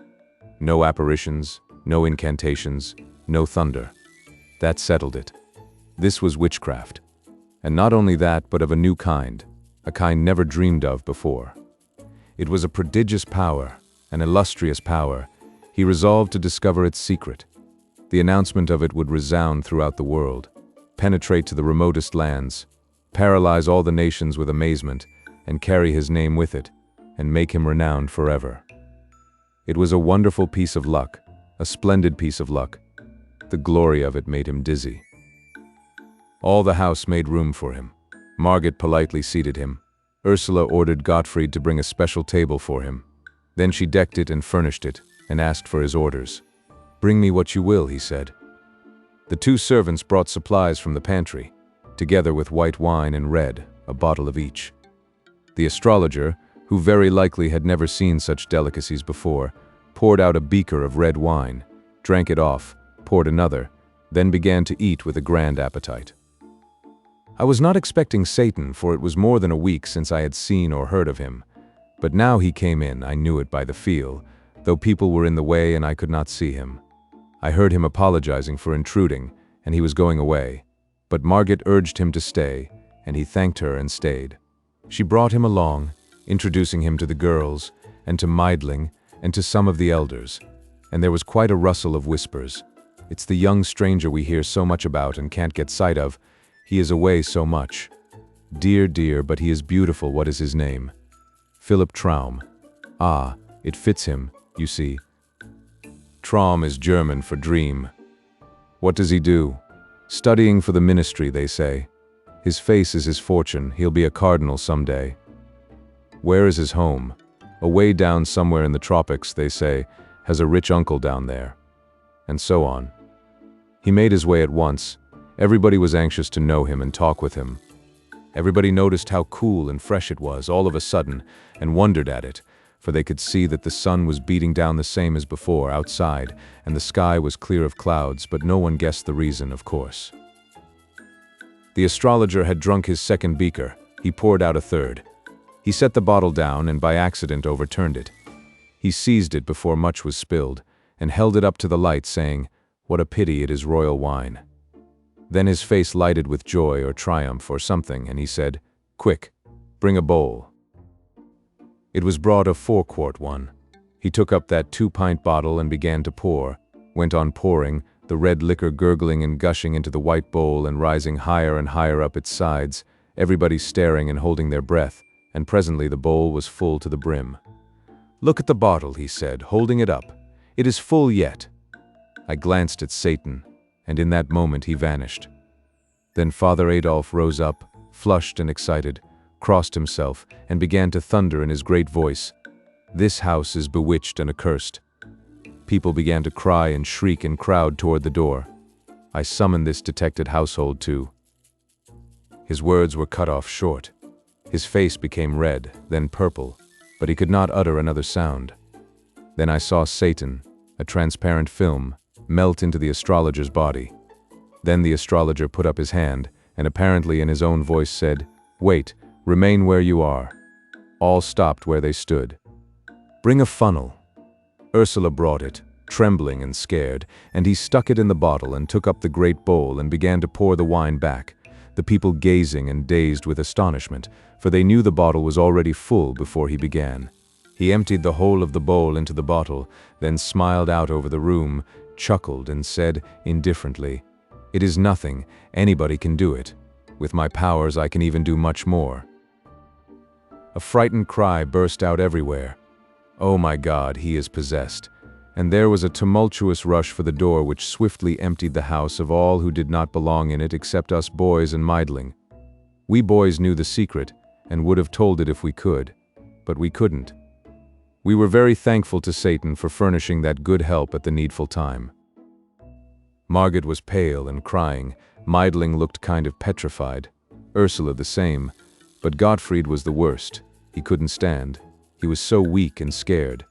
For he was of a witch family, you know, and it would be bad for him to be suspected. Agnes came loafing in, looking pious and unaware, and wanted to rub up against Ursula and be petted, but Ursula was afraid of her and shrank away from her, but pretending she was not meaning any incivility, for she knew very well it wouldn't answer to have strained relations with that kind of a cat. But we boys took Agnes and petted her, for Satan would not have befriended her if he had not had a good opinion of her, and that was endorsement enough for us. He seemed to trust anything that hadn't the moral sense.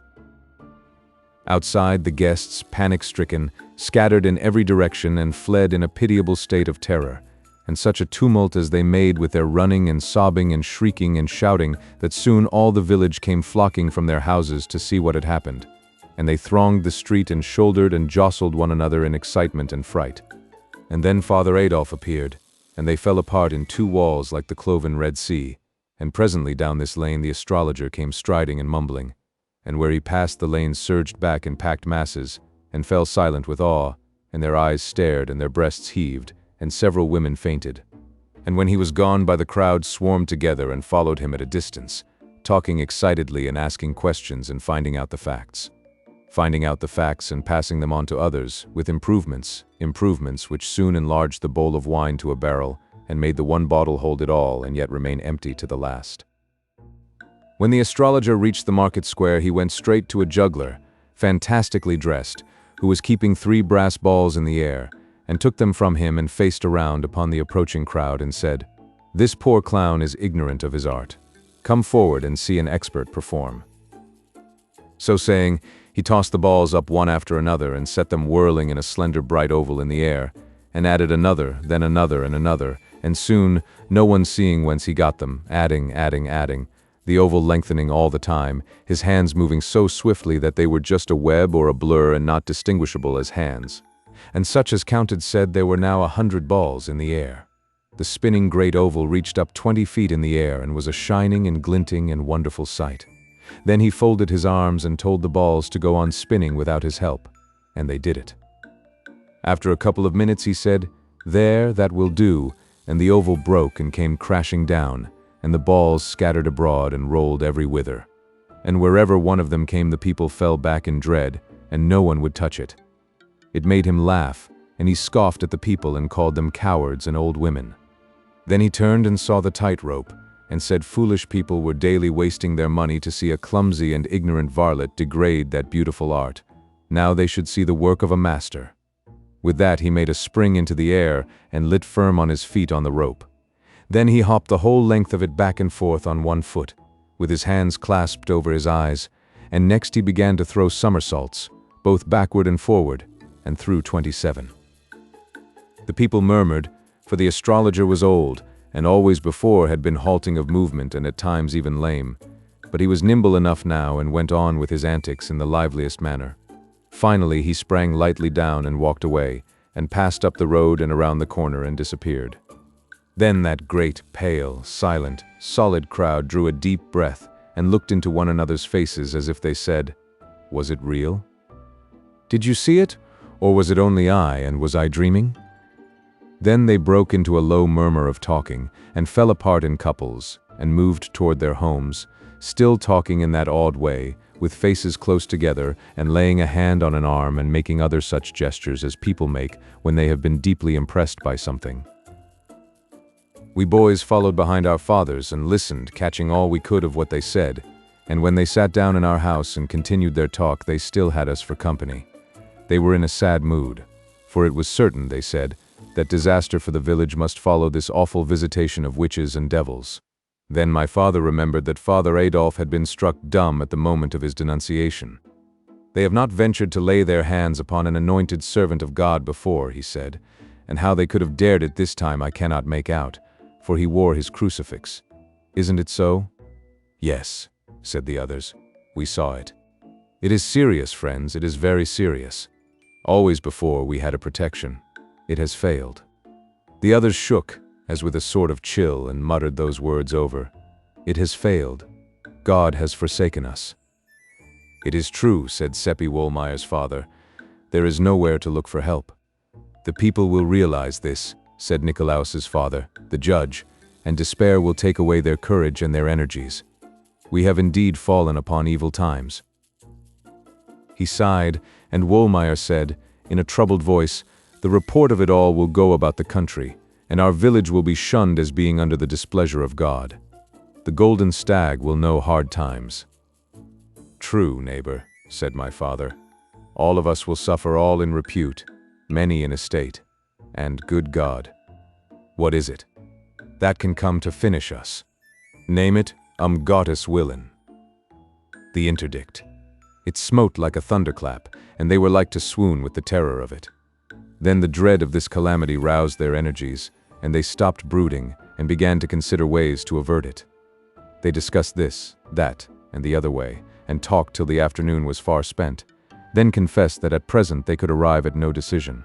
So they parted sorrowfully, with oppressed hearts which were filled with bodings. While they were saying their parting words, I slipped out and set my course for Margit's house to see what was happening there. I met many people, but none of them greeted me. It ought to have been surprising, but it was not, for they were so distraught with fear and dread that they were not in their right minds, I think. They were white and haggard, and walked like persons in a dream, their eyes open but seeing nothing, their lips moving but uttering nothing, and worriedly clasping and unclasping their hands without knowing it. At Margit's it was like a funeral. She and Wilhelm sat together on the sofa but said nothing, and not even holding hands. Both were steeped in gloom, and Margit's eyes were red from the crying she had been doing. She said, I have been begging him to go, and come no more, and so save himself alive. I cannot bear to be his murderer. This house is bewitched, and no inmate will escape the fire. But he will not go, and he will be lost with the rest. Wilhelm said he would not go. If there was danger for her, his place was by her, and there he would remain. Then she began to cry again, and it was all so mournful that I wished I had stayed away. There was a knock now, and Satan came in, fresh and cheery and beautiful, and brought that winny atmosphere of his, and changed the whole thing. He never said a word about what had been happening, nor about the awful fears which were freezing the blood in the hearts of the community, but began to talk and rattle on about all manner of gay and pleasant things, and next about music, an artful stroke which cleared away the remnant of Margit's depression and brought her spirits and her interests broad awake. She had not heard anyone talk so well and so knowingly on that subject before, and she was so uplifted by it and so charmed that what she was feeling lit up her face and came out in her words. And Wilhelm noticed it and did not look as pleased as he ought to have done. And next Satan branched off into poetry, and recited some, and did it well, and Margit was charmed again, and again Wilhelm was not as pleased as he ought to have been, and this time Margit noticed it, and was remorseful. I fell asleep to pleasant music that night, the patter of rain upon the panes and the dull growling of distant thunder. Away in the night Satan came and roused me and said, Come with me. Where shall we go? Anywhere, so it is with you. Then there was a fierce glare of sunlight, and he said, This is China. That was a grand surprise, and made me sort of drunk with vanity and gladness to think I had come so far, so much, much farther than anybody else in our village, including Bartel Sperling, who had such a great opinion of his travels. We buzzed around over that empire for more than half an hour, and saw the whole of it. It was wonderful, the spectacles we saw, and some were beautiful, others too horrible to think.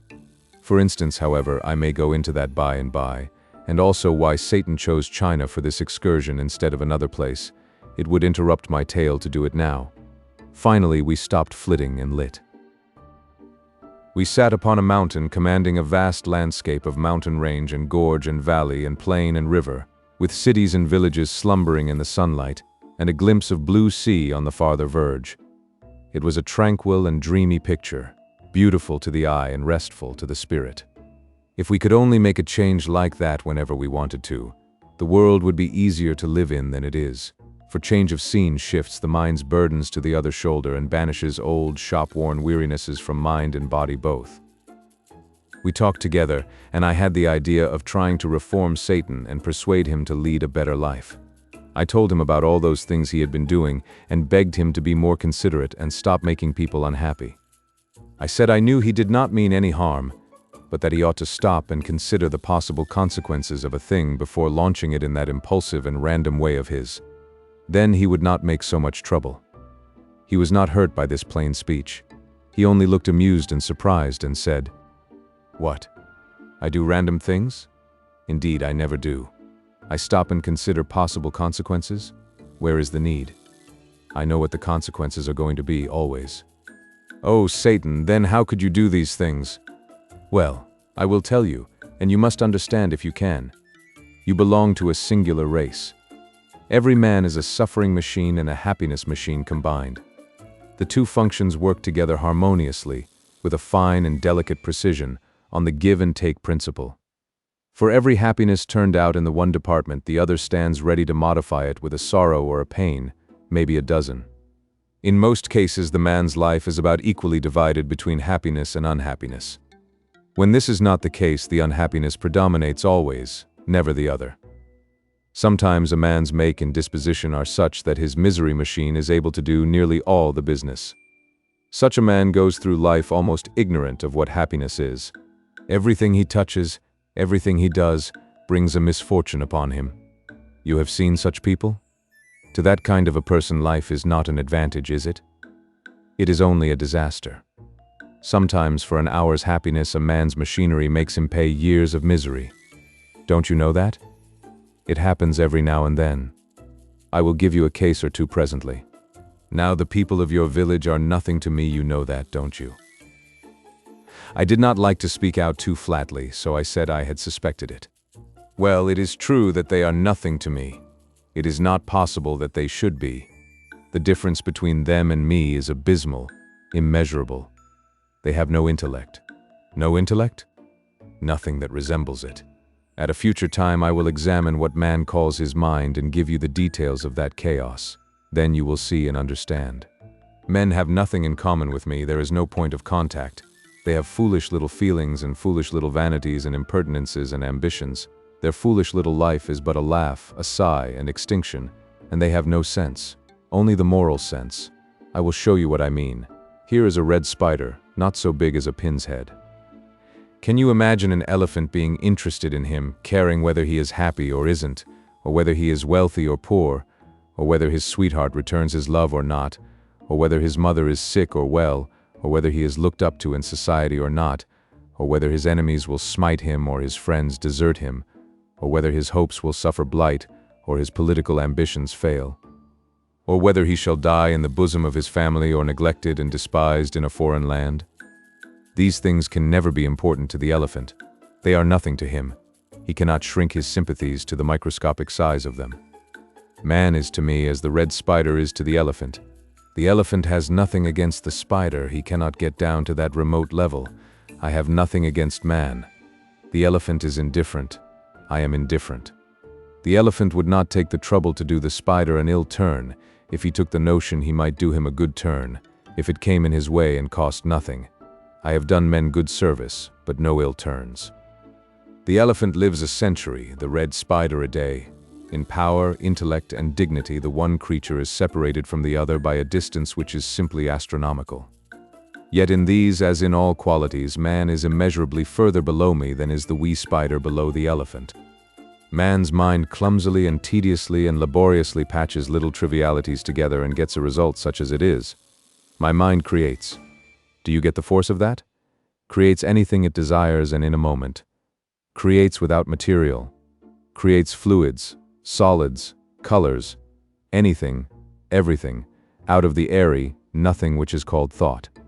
A man imagines a silk thread, imagines a machine to make it, imagines a picture, then by weeks of labor embroiders it on canvas with the thread. I think the whole thing, and in a moment it is before you, created. I think a poem, music, the record of a game of chess, anything, and it is there. This is the immortal mind. Nothing is beyond its reach. Nothing can obstruct my vision. The rocks are transparent to me, and darkness is daylight. I do not need to open a book. I take the whole of its contents into my mind at a single glance, through the cover. And in a million years I could not forget a single word of it, or its place in the volume. Nothing goes on in the skull of man, bird, fish, insect, or other creature which can be hidden from me. I pierce the learned man's brain with a single glance, and the treasures which cost him 80 years to accumulate are mine. He can forget, and he does forget, but I retain. Now then, I perceive by your thoughts that you are understanding me fairly well. Let us proceed. Circumstances might so fall out that the elephant could like the spider, supposing he can see it, but he could not love it. His love is for his own kind, for his equals. An angel's love is sublime, adorable, divine, beyond the imagination of man, infinitely beyond it. But it is limited to his own august order. If it fell upon one of your race for only an instant, it would consume its object to ashes. No, we cannot love men, but we can be harmlessly indifferent to them. We can also like them sometimes.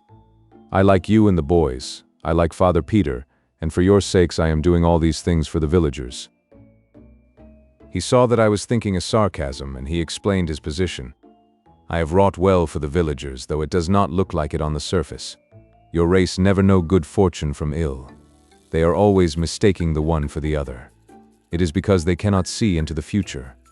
What I am doing for the villagers will bear good fruit someday, in some cases to themselves, in others to unborn generations of men.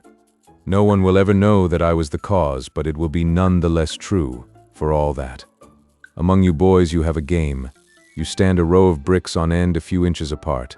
You push a brick, it knocks its neighbor over, the neighbor knocks over the next brick, and so on till all the row is prostrate. That is human life. A child's first act knocks over the initial brick, and the rest will follow inexorably. If you could see into the future, as I can, you would see everything that was going to happen to that creature, for nothing can change the order of its life after the first event has determined it. That is, nothing will change it, because each act unfailingly begets an act, that act begets another, and so on to the end, and the seer can look forward down the line and see just when each act is to have birth, from cradle to grave. Does God order the career? Foreordain it? No. The man's circumstances and environment order it. His first act determines the second and all that follow after. But suppose, for argument's sake, that the man should skip one of these acts, an apparently trifling one, for instance. Suppose that it had been appointed that on a certain day, at a certain hour and minute, and second and fraction of a second, he should go to the well, and he didn't go. That man's career would change utterly from that moment. Thence to the grave it would be wholly different from the career which his first act as a child had arranged for him. Indeed, it might be that if he had gone to the well he would have ended his career on a throne, and that omitting to do it would set him upon a career that would lead to beggary and a pauper's grave. For instance, if at any time, say in boyhood, Columbus had skipped the triflingest little link in the chain of acts projected and made inevitable by his first childish act, it would have changed his whole subsequent life, and he would have become a priest and died obscure in an Italian village, and America would not have been discovered for 2 centuries afterward. I know this. To skip any one of the billion acts in Columbus's chain would have wholly changed his life. I have examined his billion of possible careers, and in only one of them occurs the discovery of America.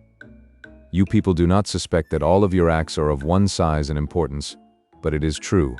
To snatch at an appointed fly is as big with fate for you as is any other appointed act. As the conquering of a continent, for instance? Yes. Now, then, no man ever does drop a link. The thing has never happened. Even when he is trying to make up his mind as to whether he will do a thing or not, that itself is a link, an act, and has its proper place in his chain, and when he finally decides an act, that also was the thing which he was absolutely certain to do. You see now that a man will never drop a link in his chain. He cannot. If he made up his mind to try, that project would itself be an unavoidable link, a thought bound to occur to him at that precise moment, and made certain by the first act of his babyhood. It seemed so dismal. He is a prisoner for life, I said sorrowfully, and cannot get free. No, Of himself he cannot get away from the consequences of his first childish act. But I can free him. I looked up wistfully. I have changed the careers of a number of your villagers. I tried to thank him, but found it difficult, and let it drop. I shall make some other changes. You know that little Lisa Brandt? Oh yes, everybody does. My mother says she is so sweet and so lovely that she is not like any other child. She says she will be the pride of the village when she grows up, and its idol too, just as she is now. I shall change her future. Make it better? I asked. Yes, and I will change the future of Nikolaus. I was glad this time and said, I don't need to ask about his case. You will be sure to do generously by him. It is my intention. Straight off, I was building that great future of Nicky's in my imagination and had already made a renowned general of him and Hofmeister at the court, when I noticed that Satan was waiting for me to get ready to listen again. I was ashamed of having exposed my cheap imaginings to him and was expecting some sarcasms, but it did not happen. He proceeded with his subject. Nicky's appointed life is 62 years. That's grand, I said. Lisa's 36. But, as I told you, I shall change their lives and those ages. 2 minutes and a quarter from now, Nikolaus will wake out of his sleep and find the rain blowing in. It was appointed that he should turn over and go to sleep again, but I have appointed that he shall get up and close the window first. That trifle will change his career entirely. He will rise in the morning 2 minutes later than the chain of his life had appointed him to rise. By consequence, thenceforth nothing will ever happen to him in accordance with the details of the old chain. He took out his watch and sat looking at it a few moments, then said, Nikolaus has risen to close the window. His life is changed, his new career has begun. There will be consequences. It made me feel creepy. It was uncanny. But for this change, certain things would happen 12 days from now. For instance, Nikolaus would save Lisa from drowning. He would arrive on the scene at exactly the right moment, 4 minutes past 10, the long-ago appointed instant of time, and the water would be shoal, the achievement easy and certain. But he will arrive some seconds too late. Now, Lisa will have struggled into deeper water. He will do his best, but both will drown. Oh, Satan, oh dear Satan, I cried, with the tears rising in my eyes. Save them.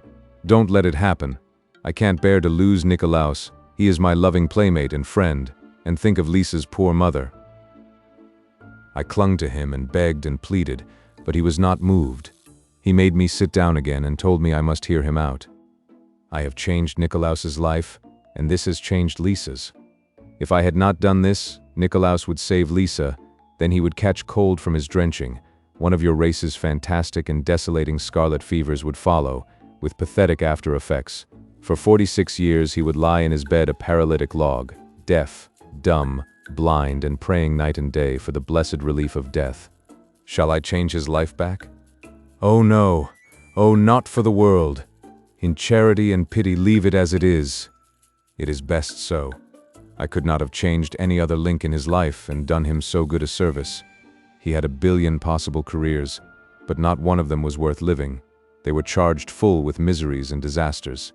But for my intervention he would do his brave deed 12 days from now, a deed begun and ended in 6 minutes, and get for all reward those 46 years of sorrow and suffering I told you of. It is one of the cases I was thinking of a while ago when I said that sometimes an act which brings the actor an hour's happiness and self-satisfaction is paid for, or punished, by years of suffering. I wondered what poor little Lisa's early death would save her from. He answered the thought. From 10 years of pain and slow recovery from an accident, and then from 19 years pollution, shame, depravity, crime, ending with death at the hands of the executioner. 12 days hence she will die. Her mother would save her life if she could. Am I not kinder than her mother? Yes, oh indeed yes, and wiser. Father Peter's case is coming on presently. He will be acquitted, through unassailable proofs of his innocence. Why, Satan, how can that be? Do you really think it? Indeed, I know it. His good name will be restored, and the rest of his life will be happy. I can believe it. To restore his good name will have that effect. His happiness will not proceed from that cause. I shall change his life that day for his good. He will never know his good name has been restored. In my mind and modestly I asked for particulars, but Satan paid no attention to my thought. Next, my mind wandered to the astrologer, and I wondered where he might be. "In the moon," said Satan, with a fleeting sound which I believed was a chuckle. "I've got him on the cold side of it too.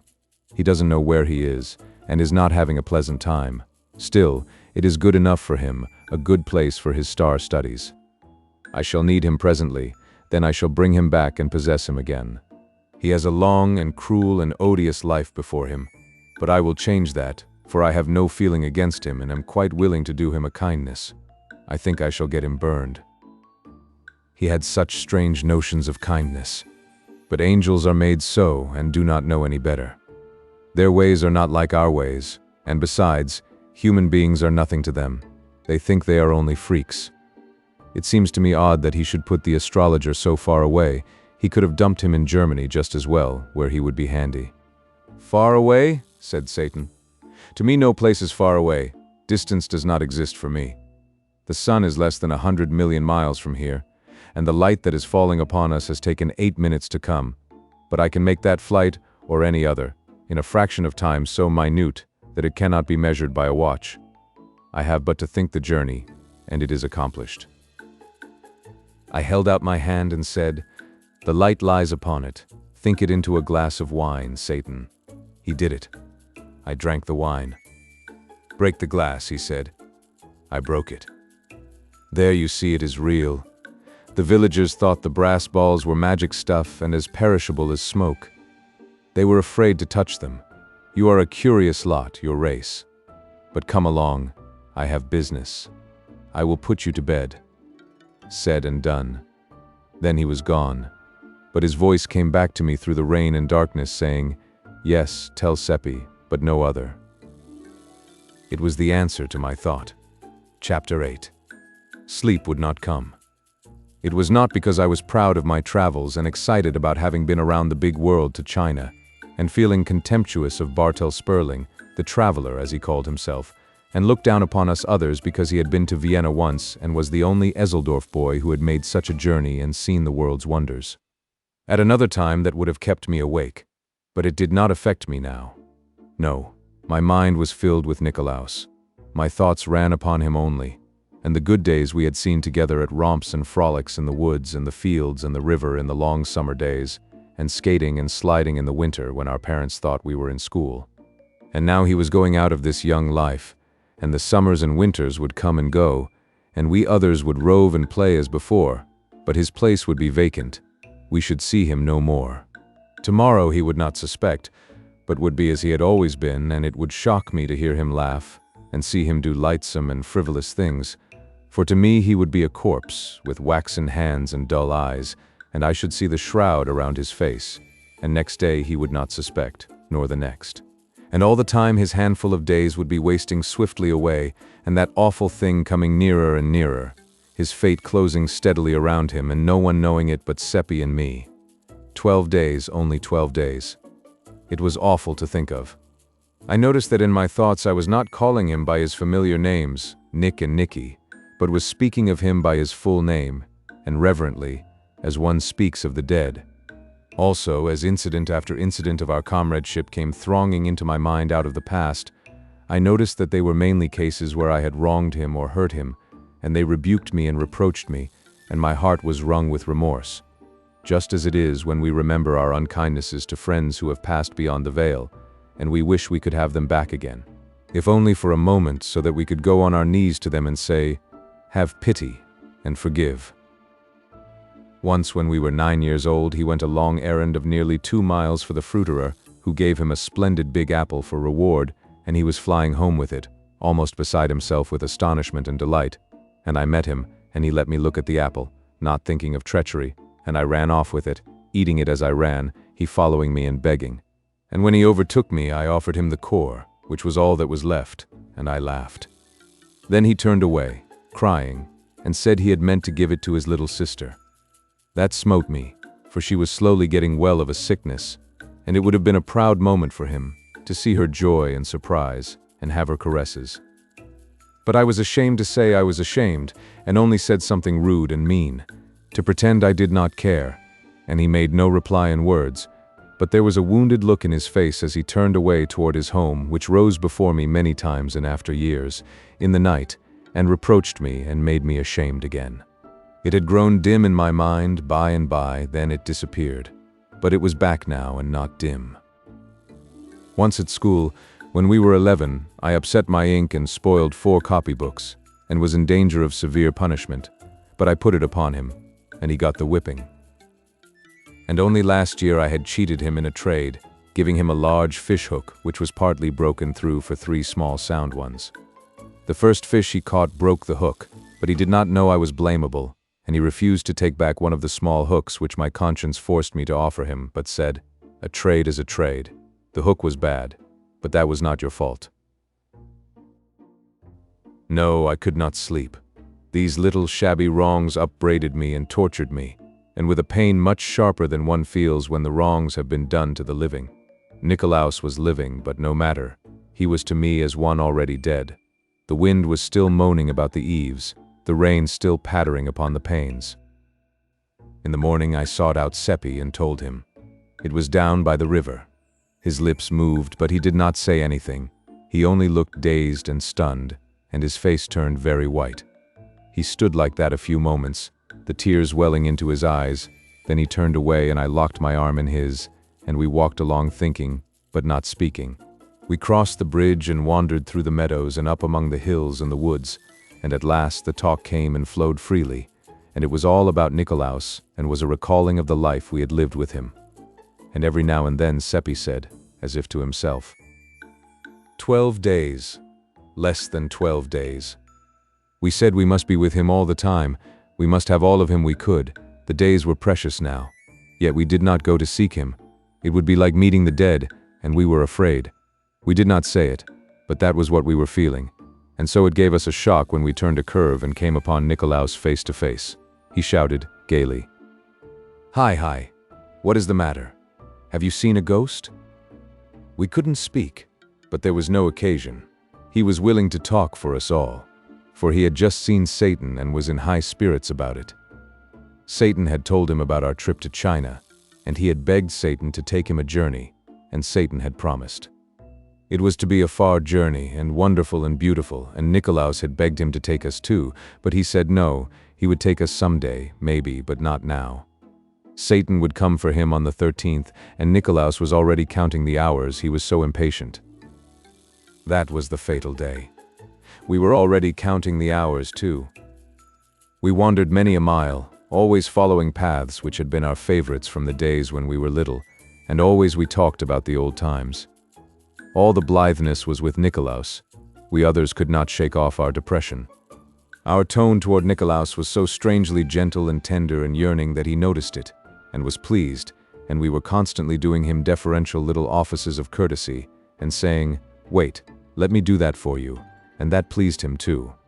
I gave him 7 fish hooks, all I had, and made him take them, and Seppi gave him his new knife and a humming top painted red and yellow atonements for swindles practiced upon him formerly, as I learned later, and probably no longer remembered by Nikolaus now. These things touched him, and he could not have believed that we loved him so, and his pride in it and gratefulness for it cut us to the heart. We were so undeserving of them. When we parted at last, he was radiant, and said he had never had such a happy day. As we walked along homeward, Seppi said, "We always prized him, but never so much as now, when we are going to lose him." Next day and every day we spent all of our spare time with Nikolaus, and also added to a time which we and he stole from work and other duties, and this cost the 3 of us some sharp scoldings and some threats of punishment. Every morning 2 of us woke with a start and a shudder, saying, as the days flew along, "Only 10 days left, only 9 days left, only 8, only 7. Always it was narrowing. Always Nikolaus was gay and happy, and always puzzled because we were not. He wore his invention to the bone, trying to invent ways to cheer us up, but it was only a hollow success. He could see that our jollity had no heart in it, and that the laughs we broke into came up against some obstruction or other, and suffered damage and decayed into a sigh. He tried to find out what the matter was, so that he could help us out of our trouble or make it lighter by sharing it with us, so we had to tell many lies to deceive him and appease him. But the most distressing thing of all was that he was always making plans, and often they went beyond the 13th. Whenever that happened, it made us groan in spirit. All his mind was fixed upon finding some way to conquer our depression and cheer us up, and at last, when he had but 3 days to live, he fell upon the right idea and was jubilant over it. A boys and girls frolic and dance in the woods, up there where we first met Satan, and this was to occur on the 14th. It was ghastly, for that was his funeral day. We couldn't venture to protest. It would only have brought a why, which we could not answer. He wanted us to help him invite his guests, and we did it. One can refuse nothing to a dying friend. But it was dreadful, for really we were inviting them to his funeral. It was an awful 11 days, and yet, with a lifetime stretching back between today and then, they are still a grateful memory to me and beautiful. In effect, they were days of companionship with one's sacred dead, and I have known no comradeship that was so close or so precious. We clung to the hours and the minutes, counting them as they wasted away, and parting with them with that pain and bereavement which a miser feels who sees his hoard filched from him coin by robbers and is helpless to prevent it. When the evening of the last day came, we stayed out too long. Seppi and I were in fault for that.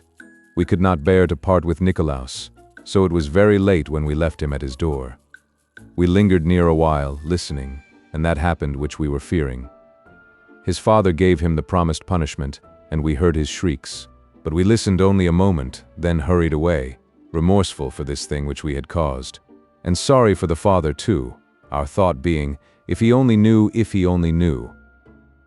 In the morning Nikolaus did not meet us at the appointed place, so we went to his home to see what the matter was. His mother said, "His father is out of all patience with these goings-on and will not have any more of it. Half the time when Nick is needed he is not to be found. Then it turns out that he has been gadding around with you too. His father gave him a flogging last night. It always grieved me before, and many's the time I have begged him off and saved him, but this time he appealed to me in vain, for I was out of patience myself." "I wish you had saved him just this one time," I said, my voice trembling a little. "It would ease a pain in your heart to remember it some day." She was ironing at the time, and her back was partly toward me.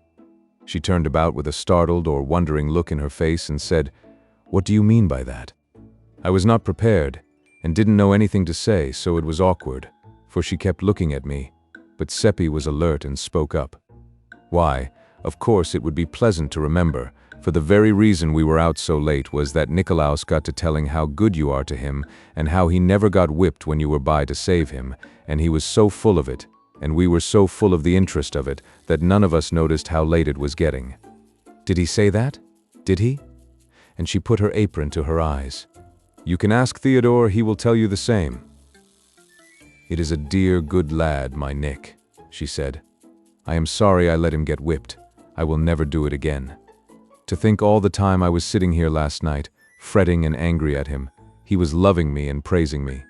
Dear, dear, if we could only know, then we shouldn't ever go wrong, but we are only poor, dumb beasts groping around and making mistakes. I shan't ever think of last night without a pang." She was like all the rest. It seemed as if nobody could open a mouth in these wretched days without saying something that made us shiver. They were groping around and did not know what true, sorrowfully true things they were saying by accident. Seppi asked if Nikolaus might go out with us. "I am sorry," she answered, "but he can't. To punish him further, his father doesn't allow him to go out of the house today." We had a great hope. I saw it in Seppi's eyes. We thought, if he cannot leave the house, he cannot be drowned, Seppi asked, to make sure. "Must he stay in all day, or only the morning?" "All day. It's such a pity, too. It's a beautiful day, and he is so unused to being shut up. But he is busy planning his party, and maybe that is company for him. I do hope he isn't too lonesome." Seppi saw that in her eye, which emboldened him to ask if we might go up and help him pass his time. "And welcome," she said right heartily. "Now I call that real friendship, when you might be abroad in the fields and the woods, having a happy time. You are good boys, I'll allow that, though you don't always find satisfactory ways of improving it. Take these cakes for yourselves and give him this one from his mother." The first thing we noticed when we entered Nikolaus's room was the time 9:45. Could that be correct? Only such a few minutes to live. I felt a contraction at my heart. Nikolaus jumped up and gave us a glad welcome. He was in good spirits over his plannings for his party and had not been lonesome. "Sit down," he said, "and look at what I've been doing. And I've finished a kite that you will say is a beauty. It's drying, in the kitchen. I'll fetch it." He had been spending his penny savings in fanciful trifles of various kinds, to go as prizes in the games, and they were marshaled with fine and showy effect upon the table. He said, "Examine them at your leisure while I get Mother to touch up the kite with her iron if it isn't dry enough yet." Then he tripped out and went clattering downstairs, whistling. We did not look at the things. We couldn't take any interest in anything but the clock. We sat staring at it in silence, listening to the ticking, and every time the minute hand jumped we nodded recognition, 1 minute fewer to cover in the race for life or for death. Finally Seppi drew a deep breath and said, 2 minutes to 10. 7 minutes more and he will pass the death point. Theodore, he is going to be saved. He's going to. Hush, I'm on needles. Watch the clock and keep still. 5 minutes more. We were panting with the strain and the excitement. Another 3 minutes and there was a footstep on the stair. Saved. And we jumped up and faced the door. The old mother entered, bringing the kite. "Isn't it a beauty?" she said. "And dear me, how he has slaved over it ever since daylight, I think, and only finished it a while before you came." She stood it against the wall and stepped back to take a view of it. He drew the pictures his own self, and I think they are very good. The church isn't so very good, I'll have to admit, but look at the bridge. Anyone can recognize the bridge in a minute. He asked me to bring it up. Dear me, it's 7 minutes past 10 and But where is he? He? Oh, he'll be here soon. He's gone out a minute. Gone out? Yes. Just as he came downstairs, little Lisa's mother came in and said the child had wandered off somewhere. And as she was a little uneasy, I told Nikolaus to never mind about his father's orders, go and look her up. Why? How white you two do look. I do believe you are sick. Sit down. I'll fetch something. That cake has disagreed with you. It is a little heavy, but I thought. She disappeared without finishing her sentence, and we hurried at once to the back window and looked toward the river. There was a great crowd at the other end of the bridge, and people were flying toward that point from every direction. Oh, it is all over, poor Nikolaus. Why, oh, why did she let him get out of the house? Come away, said Seppi, half sobbing. Come quick. We can't bear to meet her. In 5 minutes she will know. But we were not to escape. She came upon us at the foot of the stairs with her cordials in her hands and made us come in and sit down and take the medicine. Then she watched the effect, and it did not satisfy her, so she made us wait longer and kept upbraiding herself for giving us the unwholesome cake. Presently the thing happened which we were dreading.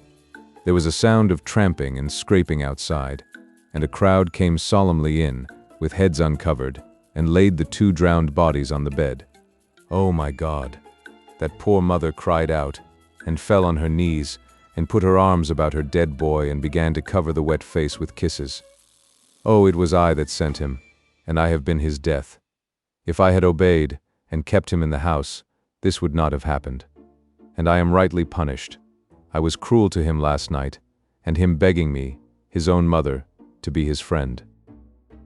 And so she went on, and all the women cried, and pitied her, and tried to comfort her, but she could not forgive herself and could not be comforted, and kept on saying if she had not sent him out he would be alive and well now, and she was the cause of his death. It shows how foolish people are when they blame themselves for anything they have done. Satan knows, and he said nothing happens that your first act hasn't arranged to happen and made inevitable, and so of your own motion you can't ever alter the scheme or do a thing that will break a link. Next we heard screams, and Frau Brandt came wildly plowing and plunging through the crowd with her dress in disorder and hair flying loose, and flung herself upon her dead child with moans and kisses and pleadings and endearments. And by she rose up almost exhausted with her outpourings of passionate emotion, and clenched her fist and lifted it toward the sky. And her tear-drenched face grew hard and resentful, and she said, "For nearly 2 weeks I have had dreams and presentiments and warnings that death was going to strike what was most precious to me, and day and night and day I have grovelled in the dirt before him, praying him to have pity on my innocent child and save it from harm, and here is his answer. Why? He had saved it from harm, but she did not know. She wiped the tears from her eyes and cheeks, and stood a while gazing down at the child and caressing its face and its hair with her hands. Then she spoke again in that bitter tone. But in his hard heart is no compassion. I will never pray again. She gathered her dead child to her bosom and strode away, the crowd falling back to let her pass, and smitten dumb by the awful words they had heard. Ah, that poor woman! It is as Satan said, we do not know good fortune from bad, and are always mistaking the one for the other. Many a time since I have heard people pray to God to spare the life of sick persons, but I have never done it.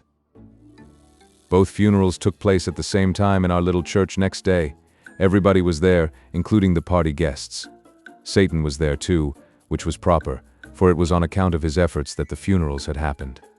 Nicolaus had departed this life without absolution, and a collection was taken up for masses to get him out of purgatory. Only 2/3 of the required money was gathered, and the parents were going to try to borrow the rest, but Satan furnished it. He told us privately that there was no purgatory, but he had contributed in order that Nicolaus's parents and their friends might be saved from worry and distress. We thought it very good of him, but he said money did not cost him anything. At the graveyard, the body of little Lisa was seized for debt by a carpenter to whom the mother owed 50 groschen for work done the year before. She had never been able to pay this, and was not able now. The carpenter took the corpse home and kept it 4 days in his cellar, the mother weeping and imploring about his house all the time. Then he buried it in his brother's cattle yard, without religious ceremonies. It drove the mother wild with grief and shame, and she forsook her work and went daily about the town, cursing the carpenter and blaspheming the laws of the emperor and the church, and it was pitiful to see. Seppi asked Satan to interfere, but he said the carpenter and the rest were members of the human race, and were acting quite neatly for that species of animal. He would interfere if he found a horse acting in such a way, and we must inform him when we came across that kind of horse doing that kind of human thing, so that he could stop it. We believed this was sarcasm, for of course there wasn't any such horse. But after a few days we found that we could not abide that poor woman's distress, so we begged Satan to examine her several possible careers, and see if he could not change her, to her profit, to a new one. He said the longest of her careers as they now stood gave her 42 years to live, and her shortest 29, and that both were charged with grief and hunger and cold and pain. The only improvement he could make would be to enable her to skip a certain 3 minutes from now, and he asked us if he should do it. This was such a short time to decide in that we went to pieces with nervous excitement, and before we could pull ourselves together and ask for particulars, he said the time would be up in a few more seconds. So then we gasped out, "Do it." "It is done," he said. "She was going around a corner. I have turned her back. It has changed her career." "Then what will happen, Satan?" "It is happening now. She is having words with Fisher, the weaver. In his anger, Fisher will straightway do what he would not have done but for this accident. He was present when she stood over her child's body and uttered those blasphemies. What will he do? He is doing it now, betraying her. In 3 days she will go to the stake." We could not speak. We were frozen with horror, for if we had not meddled with her career she would have been spared this awful fate. Satan noticed these thoughts and said, "What you are thinking is strictly human-like, that is to say, foolish. The woman is advantaged. Die when she might, she would go to heaven. By this prompt death she gets 29 years more of heaven than she is entitled to, and escapes 29 years of misery here." A moment before we were bitterly making up our minds that we would ask no more favors of Satan for friends of ours, for he did not seem to know any way to do a person a kindness but by killing him. But the whole aspect of the case was changed now, and we were glad of what we had done and full of happiness in the thought of it. After a little I began to feel troubled about Fisher and asked timidly, "Does this episode change Fisher's life scheme, Satan?" "Change it? Why, certainly, and radically. If he had not met Frau Brandt a while ago, he would die next year, 34 years of age. Now he will live to be 90, and have a pretty prosperous and comfortable life of it, as human lives go." We felt a great joy and pride in what we had done for Fisher, and were expecting Satan to sympathize with this feeling. But he showed no sign, and this made us uneasy. We waited for him to speak, but he didn't, so, To assuage our solicitude, we had to ask him if there was any defect in Fisher's good luck. Satan considered the question a moment, then said, with some hesitation, "Well, the fact is, it is a delicate point. Under his several former possible life careers, he was going to heaven." We were aghast. "Oh, Satan, and under this one. There, don't be so distressed. You were sincerely trying to do him a kindness. Let that comfort you." "Oh, dear, dear, that cannot comfort us. You ought to have told us what we were doing, then we wouldn't have acted so." But it made no impression on him. He had never felt a pain or a sorrow, and did not know what they were in any really informing way. He had no knowledge of them except theoretically, that is to say, intellectually. And of course that is no good. One can never get any but a loose and ignorant notion of such things except by experience. We tried our best to make him comprehend the awful thing that had been done, and how we were compromised by it. But he couldn't seem to get hold of it. He said he did not think it important where Fisher went to. In heaven he would not be missed. There were plenty there. We tried to make him see that he was missing the point entirely, that Fisher, and not other people, was the proper one to decide about the importance of it. But it all went for nothing. He said he did not care for Fisher. There were plenty more Fishers. The next minute Fisher went by on the other side of the way, and it made us sick and faint to see him, remembering the doom that was upon him and we the cause of it, and how unconscious he was that anything had happened to him. You could see by his elastic step and his alert manner that he was well satisfied with himself for doing that hard turn for poor Frau Brandt. He kept glancing back over his shoulder expectantly. And, sure enough, pretty soon Frau Brandt followed after, in charge of the officers and wearing jingling chains. A mob was in her wake, jeering and shouting, blasphemer and heretic, and some among them were neighbors and friends of her happier days. Some were trying to strike her, and the officers were not taking as much trouble as they might to keep them from it. "Oh, stop them, Satan!" It was out before we remembered that he could not interrupt them for a moment without changing their whole afterlives. He puffed a little puff toward them with his lips, and they began to reel and stagger and grab at the empty air. Then they broke apart and fled in every direction, shrieking as if in intolerable pain. He had crushed a rib of each of them with that little puff. We could not help asking if their life chart was changed. Yes, entirely. Some have gained years, some have lost them. Some few will profit in various ways by the change, but only that few. We did not ask if we had brought poor Fisher's luck to any of them. We did not wish to know. We fully believed in Satan's desire to do us kindnesses, but we were losing confidence in his judgment. It was at this time that our growing anxiety to have him look over our life charts and suggest improvements began to fade out and give place to other interests. For a day or two the whole village was a chattering turmoil over Frau Brandt's case and over the mysterious calamity that had overtaken the mob, and at her trial the place was crowded. She was easily convicted of her blasphemies, for she uttered those terrible words again and said she would not take them back. When warned that she was imperiling her life, she said they could take it in welcome. She did not want it.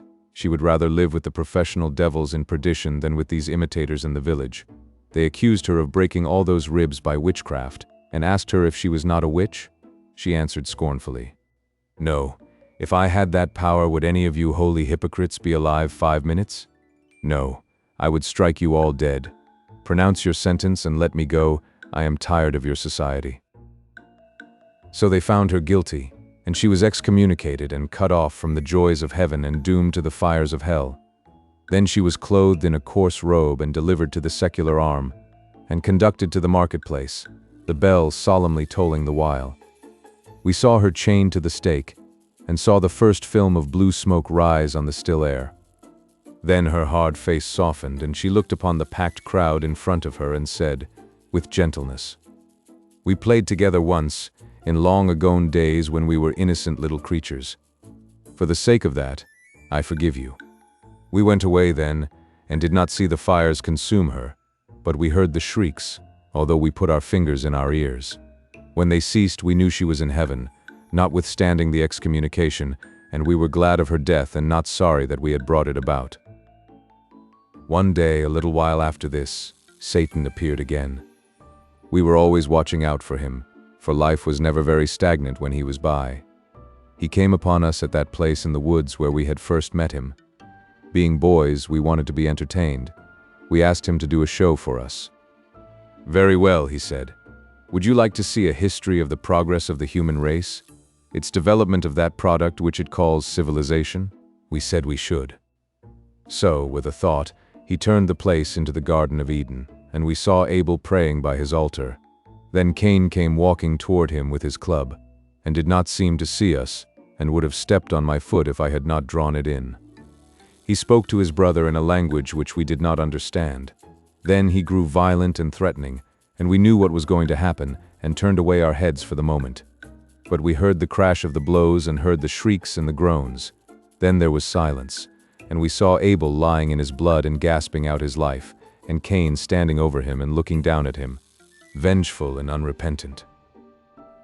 Then the vision vanished, and was followed by a long series of unknown wars, murders, and massacres. Next we had the flood, and the ark tossing around in the stormy waters, with lofty mountains in the distance showing veiled and dim through the rain. Satan said, "The progress of your race was not satisfactory. It is to have another chance now." The scene changed, and we saw Noah overcome with wine. Next, we had Sodom and Gomorrah, and the attempt to discover 2 or 3 respectable persons there, as Satan described it. Next, Lot and his daughters in the cave. Next came the Hebraic Wars, and we saw the victors massacre the survivors and their cattle, and save the young girls alive and distribute them around. Next we had Jael, and saw her slip into the tent and drive the nail into the temple of her sleeping guest. And we were so close that when the blood gushed out it trickled in a little red stream to our feet, and we could have stained our hands in it if we had wanted to. Next we had Egyptian wars, Greek wars, Roman wars, hideous drenchings of the earth with blood, and we saw the treacheries of the Romans toward the Carthaginians, and the sickening spectacle of the massacre of those brave people. Also we saw Caesar invade Britain, not that those barbarians had done him any harm, but because he wanted their land and desired to confer the blessings of civilization upon their widows and orphans, as Satan explained. Next, Christianity was born. Then ages of Europe passed in review before us, and we saw Christianity and civilization march hand in hand through those ages, leaving famine and death and desolation in their wake, and other signs of the progress of the human race, as Satan observed. And always we had wars and more wars and still other wars all over Europe, all over the world. Sometimes in the private interest of royal families, Satan said, sometimes to crush a weak nation, but never a war started by the aggressor for any clean purpose. There is no such war in the history of the race. Now, said Satan, you have seen your progress down to the present, and you must confess that it is wonderful in its way. We must now exhibit the future. He showed us slaughters more terrible in their destruction of life, more devastating in their engines of war, than any we had seen. You perceive, he said, that you have made continual progress. Cain did his murder with a club. The Hebrews did their murders with javelins and swords. The Greeks and Romans added protective armor and the fine arts of military organization and generalship. The Christian has added guns and gunpowder. A few centuries from now he will have so greatly improved the deadly effectiveness of his weapons of slaughter that all men will confess that without Christian civilization war must have remained a poor and trifling thing to the end of time. Then he began to laugh in the most unfeeling way and make fun of the human race, although he knew that what he had been saying shamed us and wounded us. No one but an angel could have acted so, but suffering is nothing to them. They do not know what it is, except by hearsay. More than once Seppi and I had tried in a humble and diffident way to convert him, and as he had remained silent we had taken his silence as a sort of encouragement. Necessarily, then, this talk of his was a disappointment to us, for it showed that we had made no deep impression upon him. The thought made us sad, and we knew then how the missionary must feel when he has been cherishing a glad hope and has seen it blighted. We kept our grief to ourselves, knowing that this was not the time to continue our work. Satan laughed his unkind laugh to a finish. Then he said, "It is a remarkable progress. In 5,000 or 6,000 years, 5 or 6 high civilizations have risen, flourished, commanded the wonder of the world, then faded out and disappeared, and not one of them except the latest ever invented any sweeping and adequate way to kill people. They all did their best to kill being the chiefest ambition of the human race and the earliest incident in its history. But only the Christian civilization has scored a triumph to be proud of. 2 or 3 centuries from now, it will be recognized that all the competent killers are Christians. Then the pagan world will go to school to the Christian, not to acquire his religion, but his guns. The Turk and the Chinaman will buy those to kill missionaries and converts with. By this time his theater was at work again, and before our eyes nation after nation drifted by during 2 or 3 centuries, a mighty procession, an endless procession, raging, struggling, wallowing through seas of blood, smothered in battle smoke through which the flags glinted and the red jets from the cannon darted, and always we heard the thunder of the guns and the cries of the dying. "And what does it amount to?"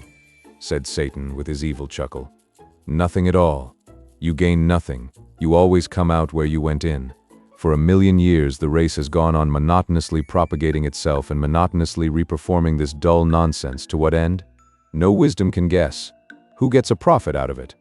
Nobody but a parcel of usurping little monarchs and nobilities who despise you, would feel defiled if you touched them, would shut the door in your face if you proposed to call, whom you slave for, fight for, die for, and are not ashamed of it, but proud, whose existence is a perpetual insult to you and you are afraid to resent it, who are mendicants supported by your alms. Yet assume toward you the airs of benefactor toward beggar, who address you in the language of master to slave, and are answered in the language of slave to master, who are worshipped by you with your mouth, while in your heart, if you have one, you despise yourselves for it. The first man was a hypocrite and a coward, qualities which have not yet failed in his line. It is the foundation upon which all civilizations have been built. Drink to their perpetuation. Drink to their augmentation. Drink too. Then he saw by our faces how much we were hurt, and he cut his sentence short and stopped chuckling, and his manner changed. He said, gently, "No, we will drink one another's health, and let civilization go. The wine which has flown to our hands out of space by desire is earthly, and good enough for that other toast. But throw away the glasses. We will drink this one in wine which has not visited this world before." We obeyed, and reached up and received the new cups as they descended. They were shapely and beautiful goblets, but they were not made of any material that we were acquainted with. They seemed to be in motion, they seemed to be alive, and certainly the colors in them were in motion. They were very brilliant and sparkling, and of every tint, and they were never still, but flowed to and fro in rich tides which met and broke, and flashed out dainty explosions of enchanting color. I think it was most like opals washing about in waves and flashing out their splendid fires. But there is nothing to compare the wine with. We drank it, and felt a strange and witching ecstasy as of heaven go stealing through us, and Seppi's eyes filled, and he said worshipingly, "We shall be there someday, and then—" He glanced furtively at Satan, and I think he hoped Satan would say, "Yes, you will be there someday." But Satan seemed to be thinking about something else, and said nothing. This made me feel ghastly, for I knew he had heard. Nothing, spoken or unspoken, ever escaped him. Poor Seppi looked distressed, and did not finish his remark. The goblets rose and clove their way into the sky, a triplet of radiant sundogs, and disappeared. Why didn't they stay? It seemed a bad sign, and depressed me. Should I ever see mine again? Would Seppi ever see his? Chapter 9. It was wonderful, the mastery Satan had over time and distance. For him they did not exist. He called them human inventions, and said they were artificialities. We often went to the most distant parts of the globe with him, and stayed weeks and months, and yet were gone only a fraction of a second, as a rule. You could prove it by the clock. One day, when our people were in such awful distress because the witch commission were afraid to proceed against the astrologer and Father Peter's household, or against any, indeed, but the poor and the friendless, they lost patience and took to witch hunting on their own score, and began to chase a born lady who was known to have the habit of curing people by devilish arts, such as bathing them, washing them, and nourishing them instead of bleeding them, and purging them through the ministrations of a barber surgeon in the proper way. She came flying down, with the howling and cursing mob after her, and tried to take refuge in houses, but the doors were shut in her face. They chased her more than half an hour, we following to see it, and at last she was exhausted and fell, and they caught her. They dragged her to a tree and threw a rope over the limb, and began to make a noose in it, some holding her, meantime, and she crying and begging, and her young daughter looking on and weeping, but afraid to say or do anything. They hanged the lady, and I threw a stone at her, although in my heart I was sorry for her, but all were throwing stones and each was watching his neighbor, and if I had not done as the others did it would have been noticed and spoken of. Satan burst out laughing.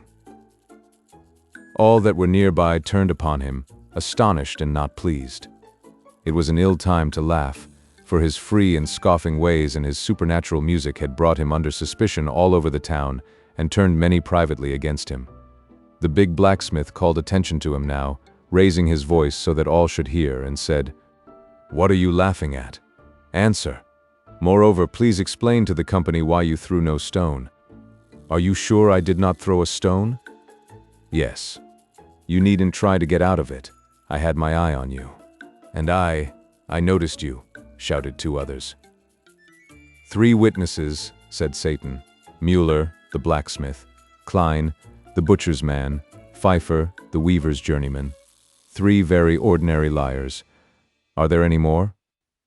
"Never mind whether there are others or not, and never mind about what you consider us. 3's enough to settle your matter for you.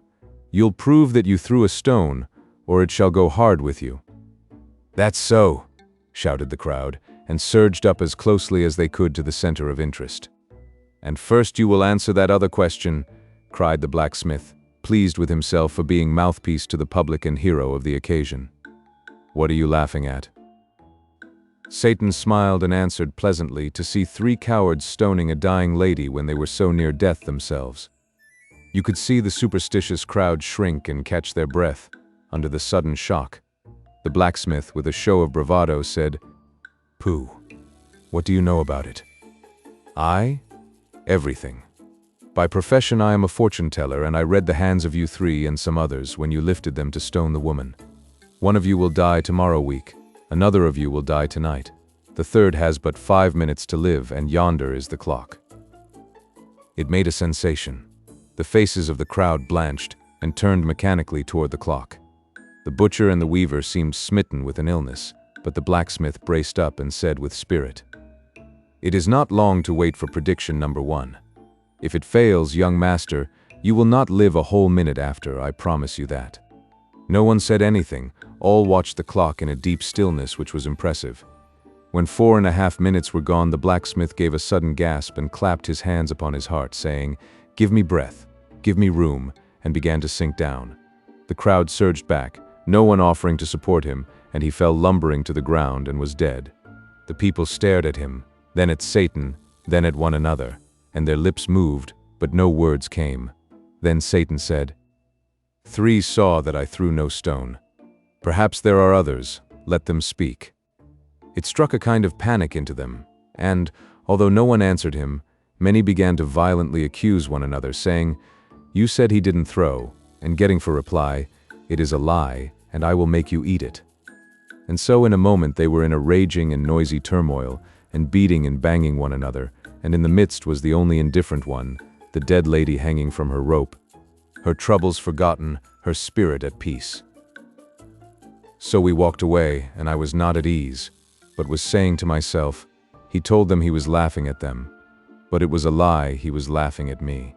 That made him laugh again, and he said, "Yes, I was laughing at you because, in fear of what others might report about you, you stoned the woman when your heart revolted at the act, but I was laughing at the others too." "Why?"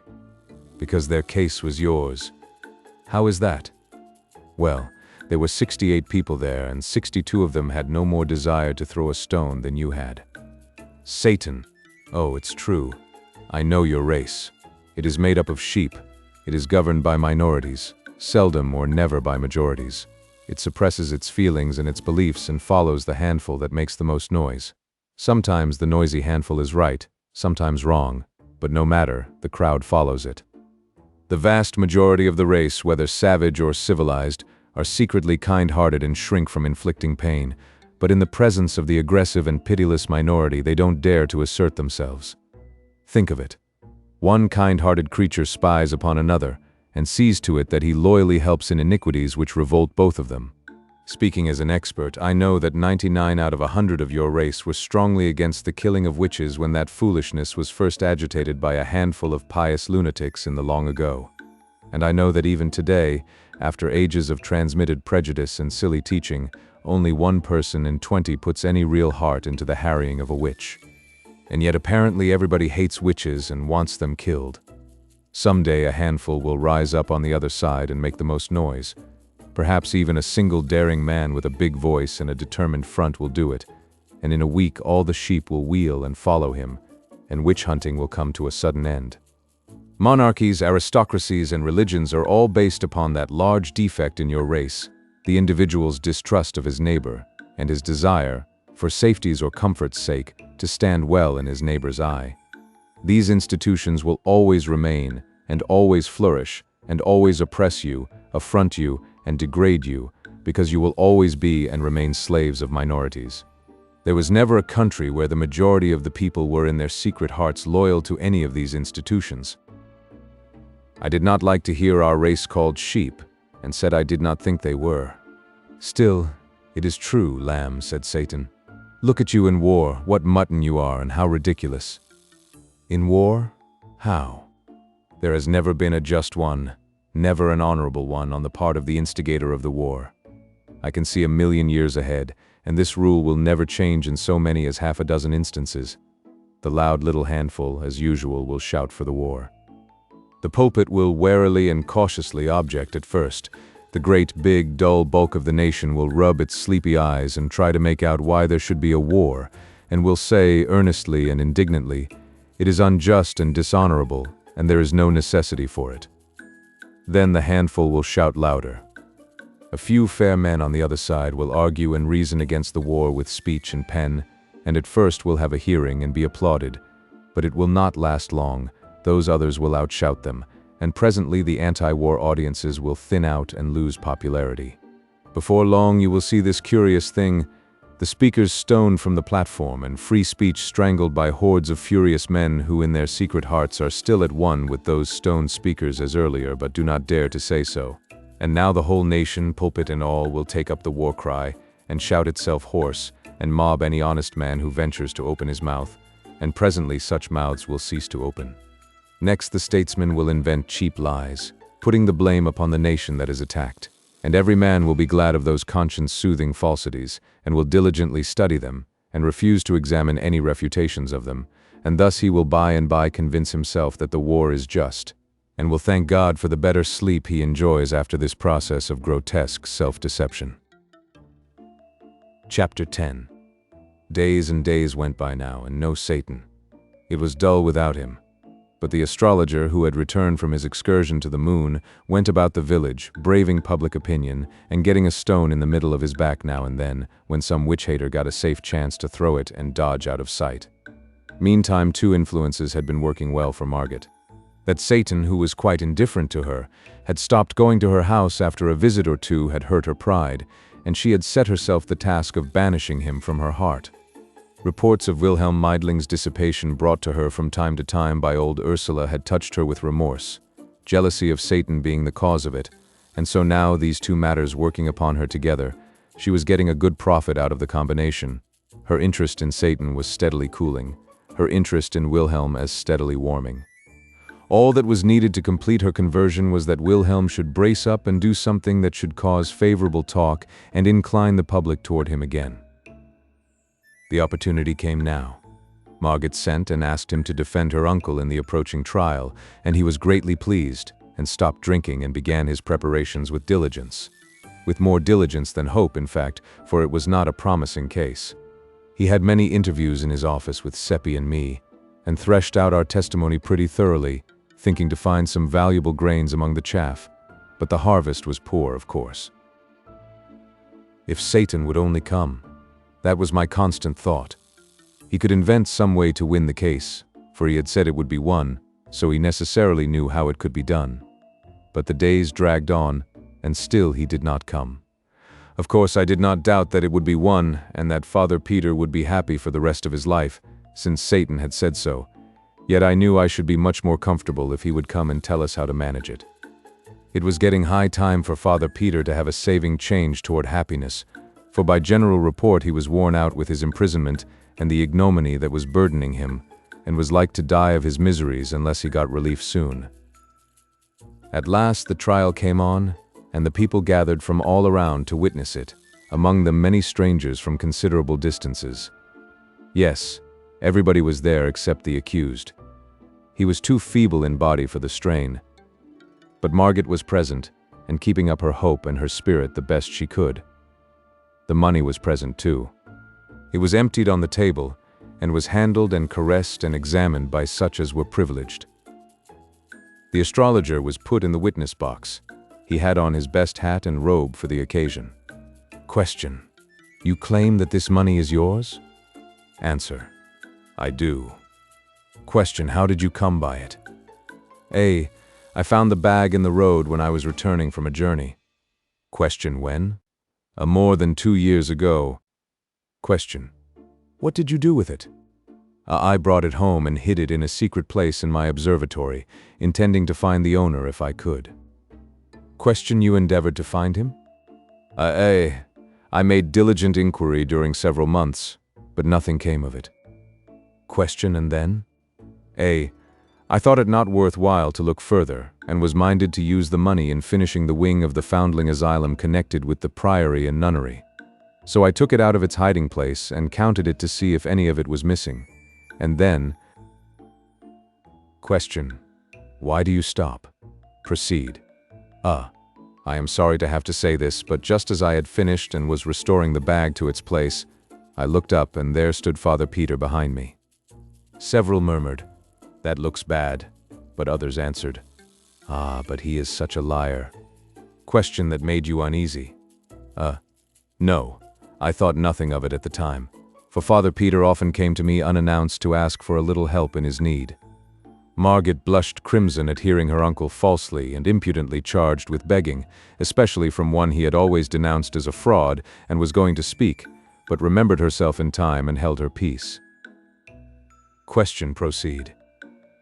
In the end, I was afraid to contribute the money to the foundling asylum, but elected to wait yet another year and continue my inquiries. When I heard of Father Peter's find, I was glad, and no suspicion entered my mind. When I came home a day or two later and discovered that my own money was gone, I still did not suspect until 3 circumstances connected with Father Peter's good fortune struck me as being singular coincidences. Question: Pray name them. Father Peter had found his money in a path, I had found mine in a road. Father Peter's find consisted exclusively of gold ducats, mine also. Father Peter found 1,107 ducats, I exactly the same. This closed his evidence, and certainly it made a strong impression on the house. One could see that. Wilhelm Meidling asked him some questions, then called us boys, and we told our tale. It made the people laugh, and we were ashamed. We were feeling pretty badly anyhow, because Wilhelm was hopeless, and showed it. He was doing as well as he could, poor young fellow, but nothing was in his favor, and such sympathy as there was now plainly not with his client. It might be difficult for court and people to believe the astrologer's story, considering his character, but it was almost impossible to believe Father Peter's. We were already feeling badly enough, but when the astrologer's lawyer said he believed he would not ask us any questions, for our story was a little delicate, and it would be cruel for him to put any strain upon it, everybody tittered, and it was almost more than we could bear. Then he made a sarcastic little speech and got so much fun out of our tale, and it seemed so ridiculous and childish and every way impossible and foolish, that it made everybody laugh till the tears came, and at last Margaret could not keep up her courage any longer, but broke down and cried, and I was so sorry for her. Now I noticed something that braced me up. It was Satan standing alongside of Wilhelm, and there was such a contrast. Satan looked so confident, had such a spirit in his eyes and face, and Wilhelm looked so depressed and despondent. We too were comfortable now, and judged that he would testify and persuade the bench and the people that black was white and white black, or any other color he wanted it. We glanced around to see what the strangers in the house thought of him, for he was beautiful, stunning in fact, but no one was noticing him, so we knew by that he was invisible. The lawyer was saying his last words, and while he was saying them, Satan began to melt into Wilhelm.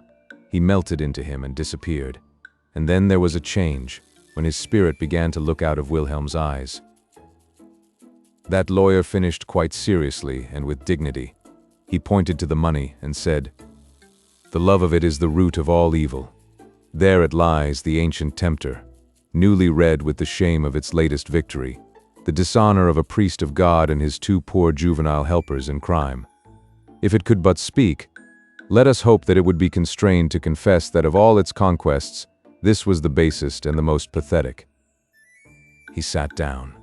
Wilhelm rose and said, "From the testimony of the accuser, I gather that he found this money in a road more than 2 years ago. Correct me, sir, if I misunderstood you." The astrologer said his understanding of it was correct, and the money so found was never out of his hands thenceforth up to a certain definite date, the last day of last year. Correct me, sir, if I am wrong. The astrologer nodded his head. Wilhelm turned to the bench and said, "If I prove that this money here was not that money, then it is not his?" "Certainly not, but this is irregular. If you had such a witness, it was your duty to give proper notice of it and have him here too." He broke off and began to consult with the other judges. Meantime, that other lawyer got up excited and began to protest against allowing new witnesses to be brought into the case at this late stage. The judges decided that his contention was just and must be allowed. "But this is not a new witness," said Wilhelm. "It has already been partly examined. I speak of the coin." "The coin? What can the coin say?" "It can say it is not the coin that the astrologer once possessed. It can say it was not in existence last December. By its date it can say this." And it was so. There was the greatest excitement in the court while that lawyer and the judges were reaching for coins and examining them and exclaiming, and everybody was full of admiration of Wilhelm's brightness in happening to think of that neat idea. At last order was called, and the court said, "All of the coins but 4 are of the date of the present year. The court tenders its sincere sympathy to the accused, and its deep regret that he, an innocent man, through an unfortunate mistake, has suffered the undeserved humiliation of imprisonment and trial. The case is dismissed." So the money could speak after all, though that lawyer thought it couldn't. The court rose, and almost everybody came forward to shake hands with Margit and congratulate her, and then to shake with Wilhelm and praise him. And Satan had stepped out of Wilhelm and was standing around looking on full of interest, and people walking through him every which way, not knowing he was there. And Wilhelm could not explain why he only thought of the date on the coins at the last moment, instead of earlier. He said it just occurred to him, all of a sudden, like an inspiration, and he brought it right out without any hesitation, for, although he didn't examine the coins, he seemed, somehow, to know it was true. That was honest of him, and like him, another would have pretended he had thought of it earlier, and was keeping it back for a surprise. He had dulled down a little now, not much, but still you could notice that he hadn't that luminous look in his eyes that he had while Satan was in him. He nearly got it back, though, for a moment when Margit came and praised him and thanked him and couldn't keep him from seeing how proud she was of him. The astrologer went off dissatisfied and cursing, and Solomon Isaacs gathered up the money and carried it away. It was Father Peter's for good and all now. Satan was gone. I judged that he had spirited himself away to the jail to tell the prisoner the news, and in this I was right. Margit and the rest of us hurried thither at our best speed, in a great state of rejoicing. Well, what Satan had done was this. He had appeared before that poor prisoner, exclaiming, "The trial is over, and you stand forever disgraced as a thief, by verdict of the court." The shock unseated the old man's reason. When we arrived, 10 minutes later, he was parading pompously up and down and delivering commands to this and that and the other constable or jailer, and calling them Grand Chamberlain, and Prince this and Prince that, and Admiral of the Fleet, Field Marshal in command, and all such fustian, and was as happy as a bird. He thought he was emperor. Margit flung herself on his breast and cried, and indeed everybody was moved almost to heartbreak. He recognized Margit, but could not understand why she should cry. He patted her on the shoulder and said, "Don't do it, dear. Remember, there are witnesses, and it is not becoming in the crown princess. Tell me your trouble, it shall be mended. There is nothing the emperor cannot do." Then he looked around and saw old Ursula with her apron to her eyes. He was puzzled at that, and said, "And what is the matter with you?" Through her sobs, she got out words explaining that she was distressed to see him so. He reflected over that a moment, then muttered, as if to himself, "A singular old thing. The Dowager Duchess means well, but is always snuffling and never able to tell what it is about. It is because she doesn't know." His eyes fell on Wilhelm. "Prince of India," he said, "I divine that it is you that the crown princess is concerned about. Her tears shall be dried. I will no longer stand between you. She shall share your throne, and between you you shall inherit mine. There, little lady, have I done well? You can smile now, isn't it so?" He petted Margaret and kissed her, and was so contented with himself and with everybody that he could not do enough for us all, but began to give away kingdoms and such things right and left, and the least that any of us got was a principality. And so at last, being persuaded to go home, he marched in imposing state, and when the crowds along the way saw how it gratified him to be hurrahed at, they humored him to the top of his desire, and he responded with condescending bows and gracious smiles, and often stretched out a hand and said, "Bless you, my people." As pitiful a sight as ever I saw, and Margaret and old Ursula crying all the way. On my road home I came upon Satan, and reproached him with deceiving me with that lie.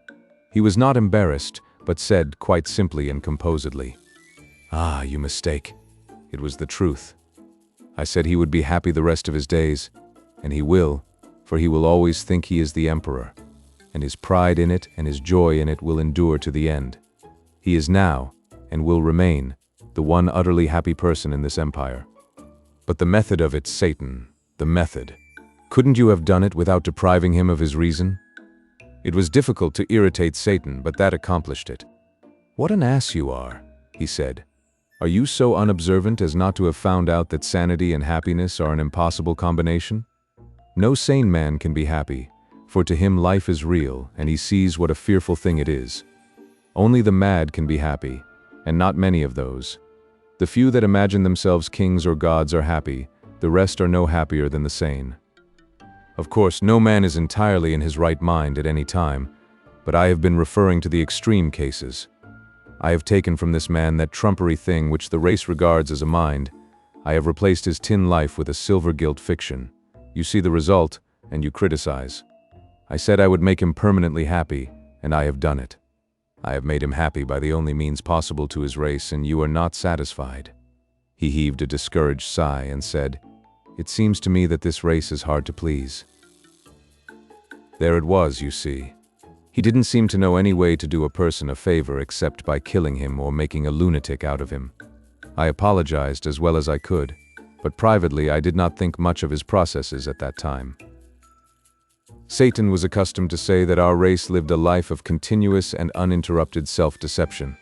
It duped itself from cradle to grave with shams and delusions which it mistook for realities, and this made its entire life a sham. Of the score of fine qualities which it imagined it had and was vain of, it really possessed hardly one. It regarded itself as gold and was only brass. One day when he was in this vein, he mentioned a detail, the sense of humor. I cheered up then and took issue. I said we possessed it. "There spoke the race," he said, "always ready to claim what it hasn't got, and mistake its ounce of brass filings for a ton of gold dust. You have a mongrel perception of humor, nothing more. A multitude of you possess that. This multitude see the comic side of 1,000 low-grade and trivial things, broad incongruities mainly, grotesqueries, absurdities, evokers of the horse laugh. The 10,000 high-grade comicalities which exist in the world are sealed from their dull vision. Will a day come when the race will detect the funniness of these juvenilities and laugh at them, and by laughing at them destroy them? For your race, in its poverty, has unquestionably one really effective weapon, laughter. Power, money, persuasion, supplication, persecution, these can lift at a colossal humbug, push it a little, weaken it a little, century by century, but only laughter can blow it to rags and atoms at a blast. Against the assault of laughter nothing can stand. You are always fussing and fighting with your other weapons. Do you ever use that one? No, you leave it lying rusting. As a race, do you ever use it at all? No, you lack sense and the courage. We were traveling at the time and stopped at a little city in India and looked on while a juggler did his tricks before a group of natives. They were wonderful, but I knew Satan could beat that game, and I begged him to show off a little, and he said he would. He changed himself into a native in turban and breechcloth, and very considerately conferred on me a temporary knowledge of the language. The juggler exhibited a seed, covered it with earth in a small flower pot, then put a rag over the pot. After a minute the rag began to rise. In 10 minutes it had risen a foot. Then the rag was removed and a little tree was exposed, with leaves upon it and ripe fruit. We ate the fruit, and it was good. But Satan said, "Why do you cover the pot? Can't you grow the tree in the sunlight?" "No," said the juggler. "No one can do that. You are only an apprentice. You don't know your trade. Give me the seed. I will show you." He took the seed and said, "What shall I raise from it?" "It is a cherry seed. Of course you will raise a cherry." "Oh no, that is a trifle. Any novice can do that. Shall I raise an orange tree from it?" "Oh yes," and the juggler laughed. "And shall I make it bear other fruits as well as oranges?" "God wills," and they all laughed. Satan put the seed in the ground, put a handful of dust on it, and said, "Rise."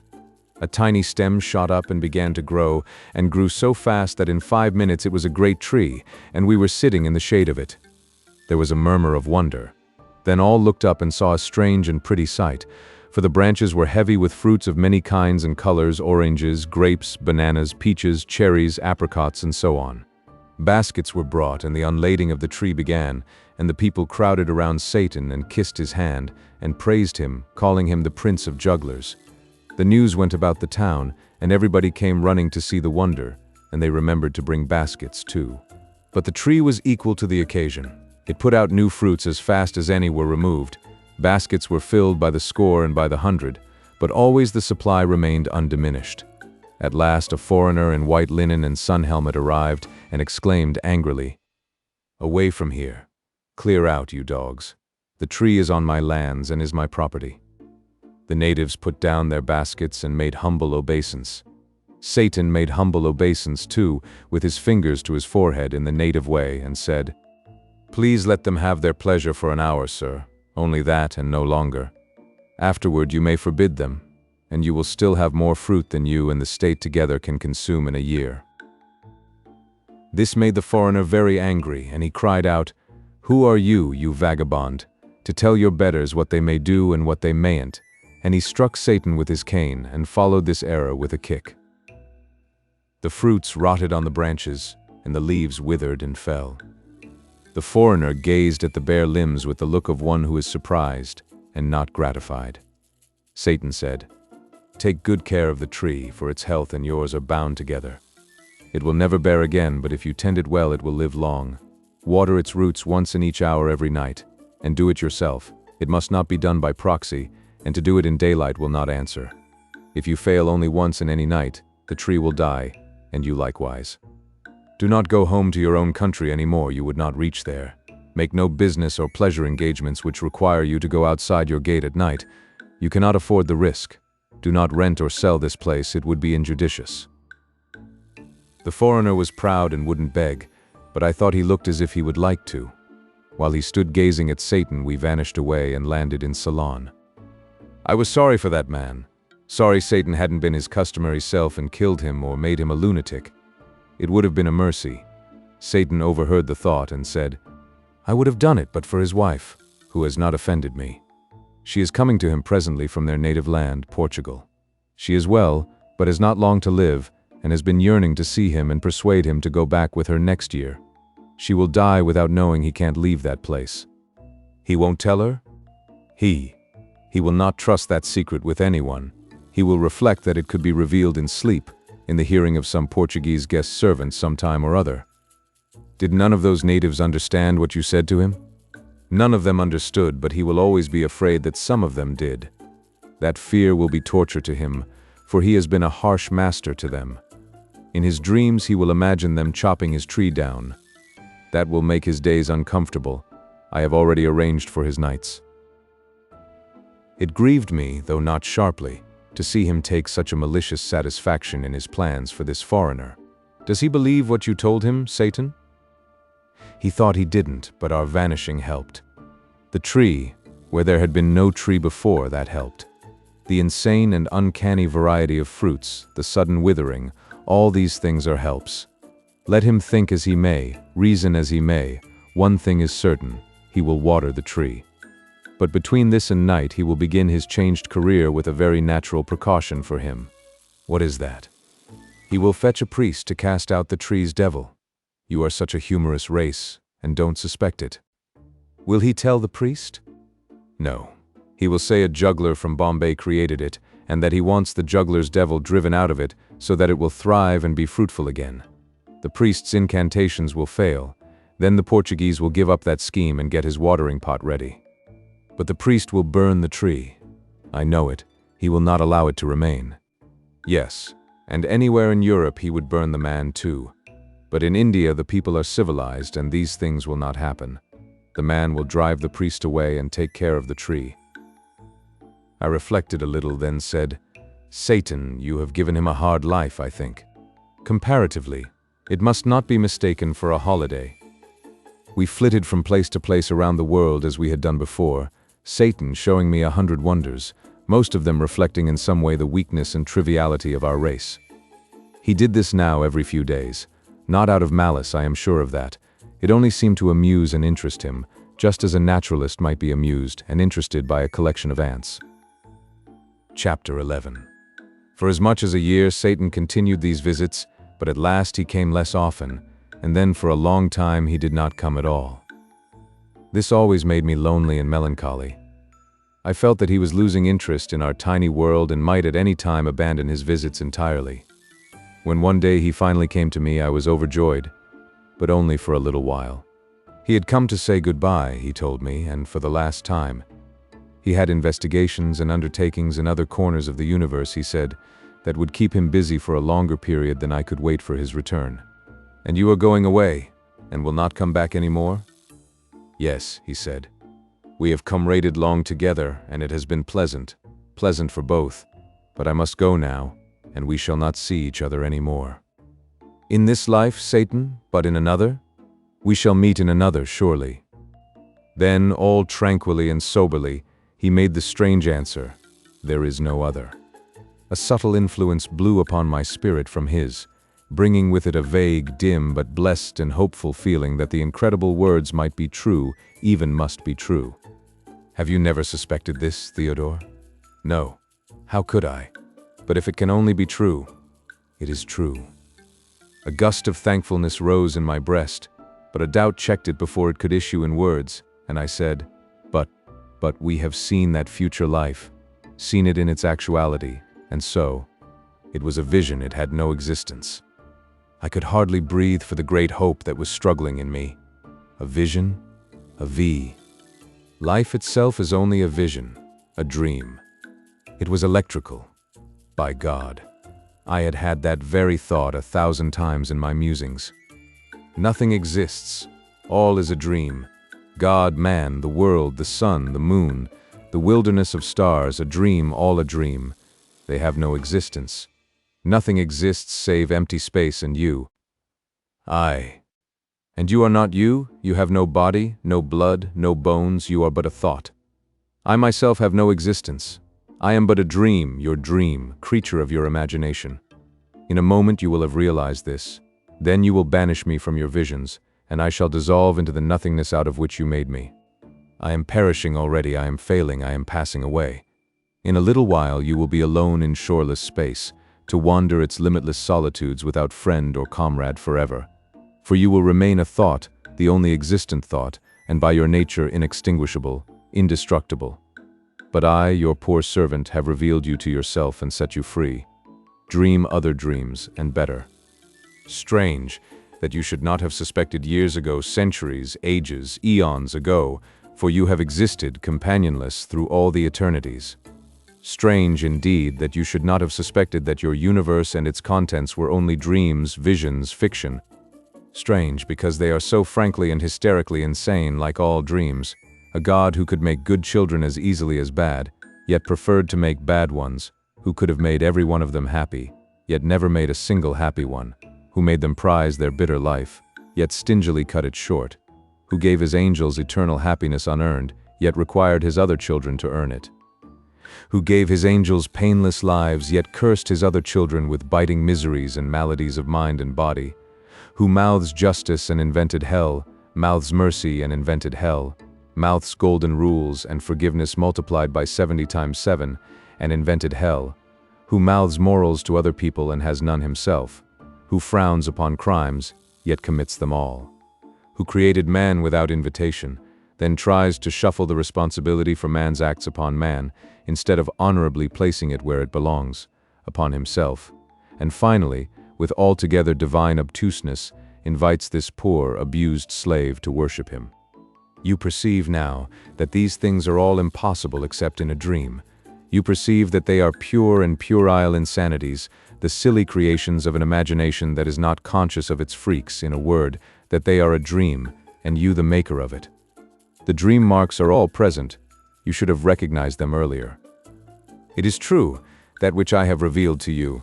There is no God, no universe, no human race, no earthly life, no heaven, no hell. It is all a dream, a grotesque and foolish dream. Nothing exists but you. And you are but a thought, a vagrant thought, a useless thought, a homeless thought, wandering forlorn among the empty eternities. He vanished and left me appalled, for I knew and realized that all he had said was true. A fable. Once upon a time, an artist who had painted a small and very beautiful picture placed it so that he could see it in the mirror. He said, "This doubles the distance and softens it, and it is twice as lovely as it was before."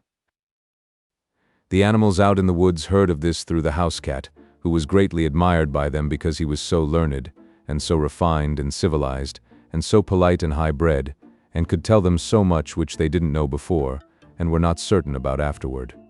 They were much excited about this new piece of gossip, and they asked questions, so as to get at a full understanding of it. They asked what a picture was, and the cat explained.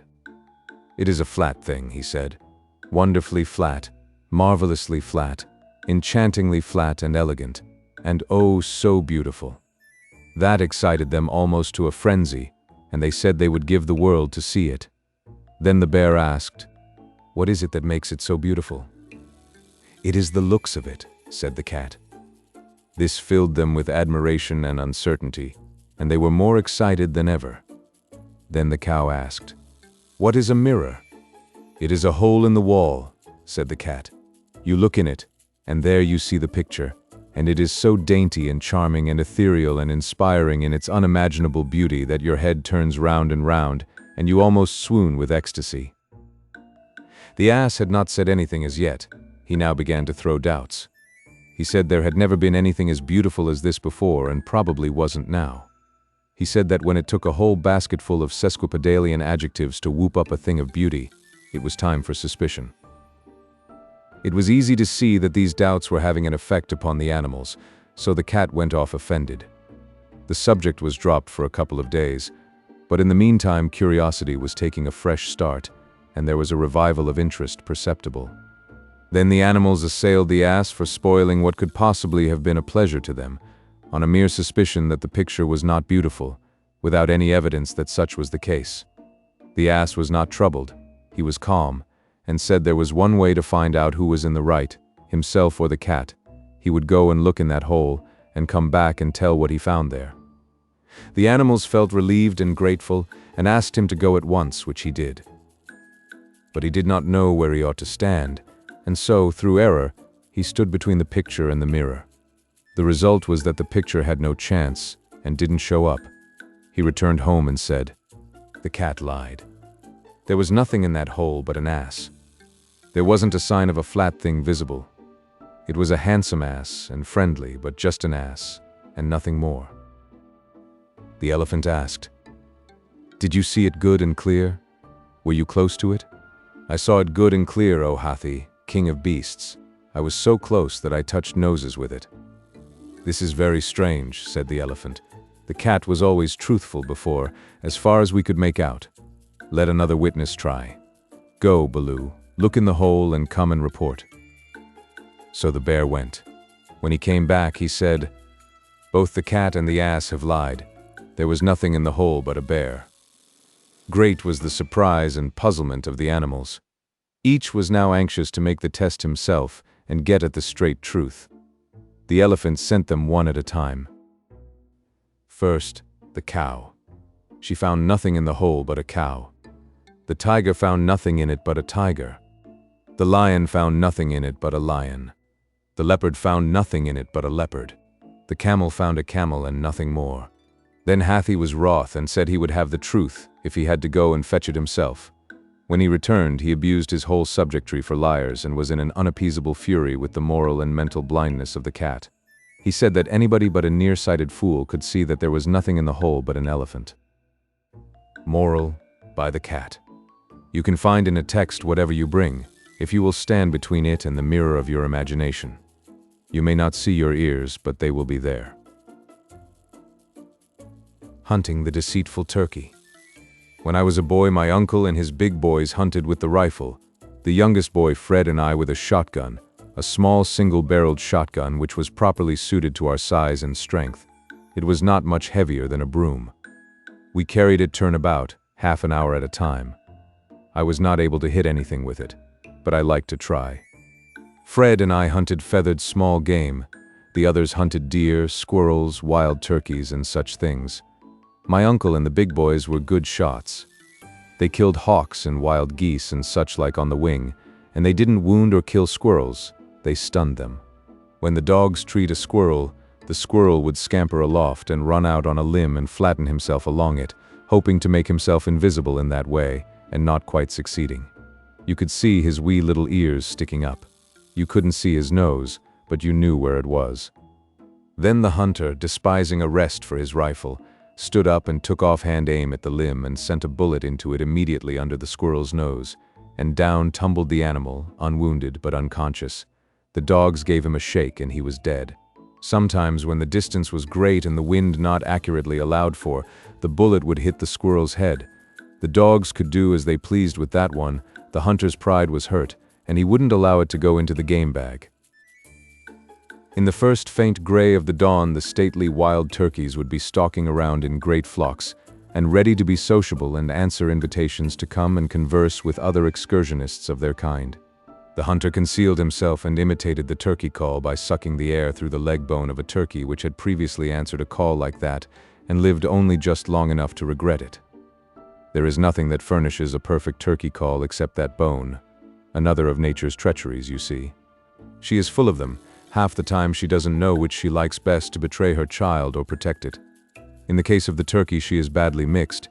She gives it a bone to be used in getting it into trouble, and she also furnishes it with a trick for getting itself out of the trouble again. When a mama turkey answers an invitation and finds she has made a mistake in accepting it, she does as the mama partridge does, remembers a previous engagement, and goes limping and scrambling away, pretending to be very lame, and at the same time she is saying to her not visible children, "Lie low, keep still, don't expose yourselves. I shall be back as soon as I have beguiled this shabby swindler out of the country." When a person is ignorant and confiding, this immoral device can have tiresome results.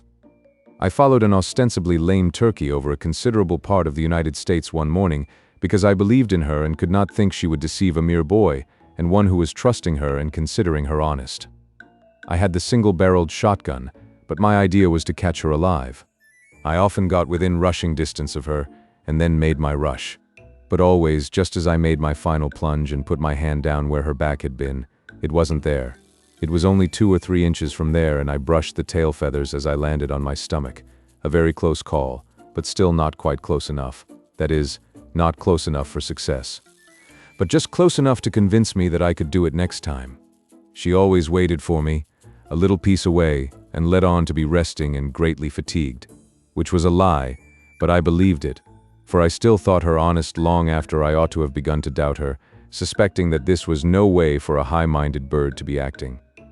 I followed, and followed, and followed, making my periodical rushes, and getting up and brushing the dust off, and resuming the voyage with patient confidence.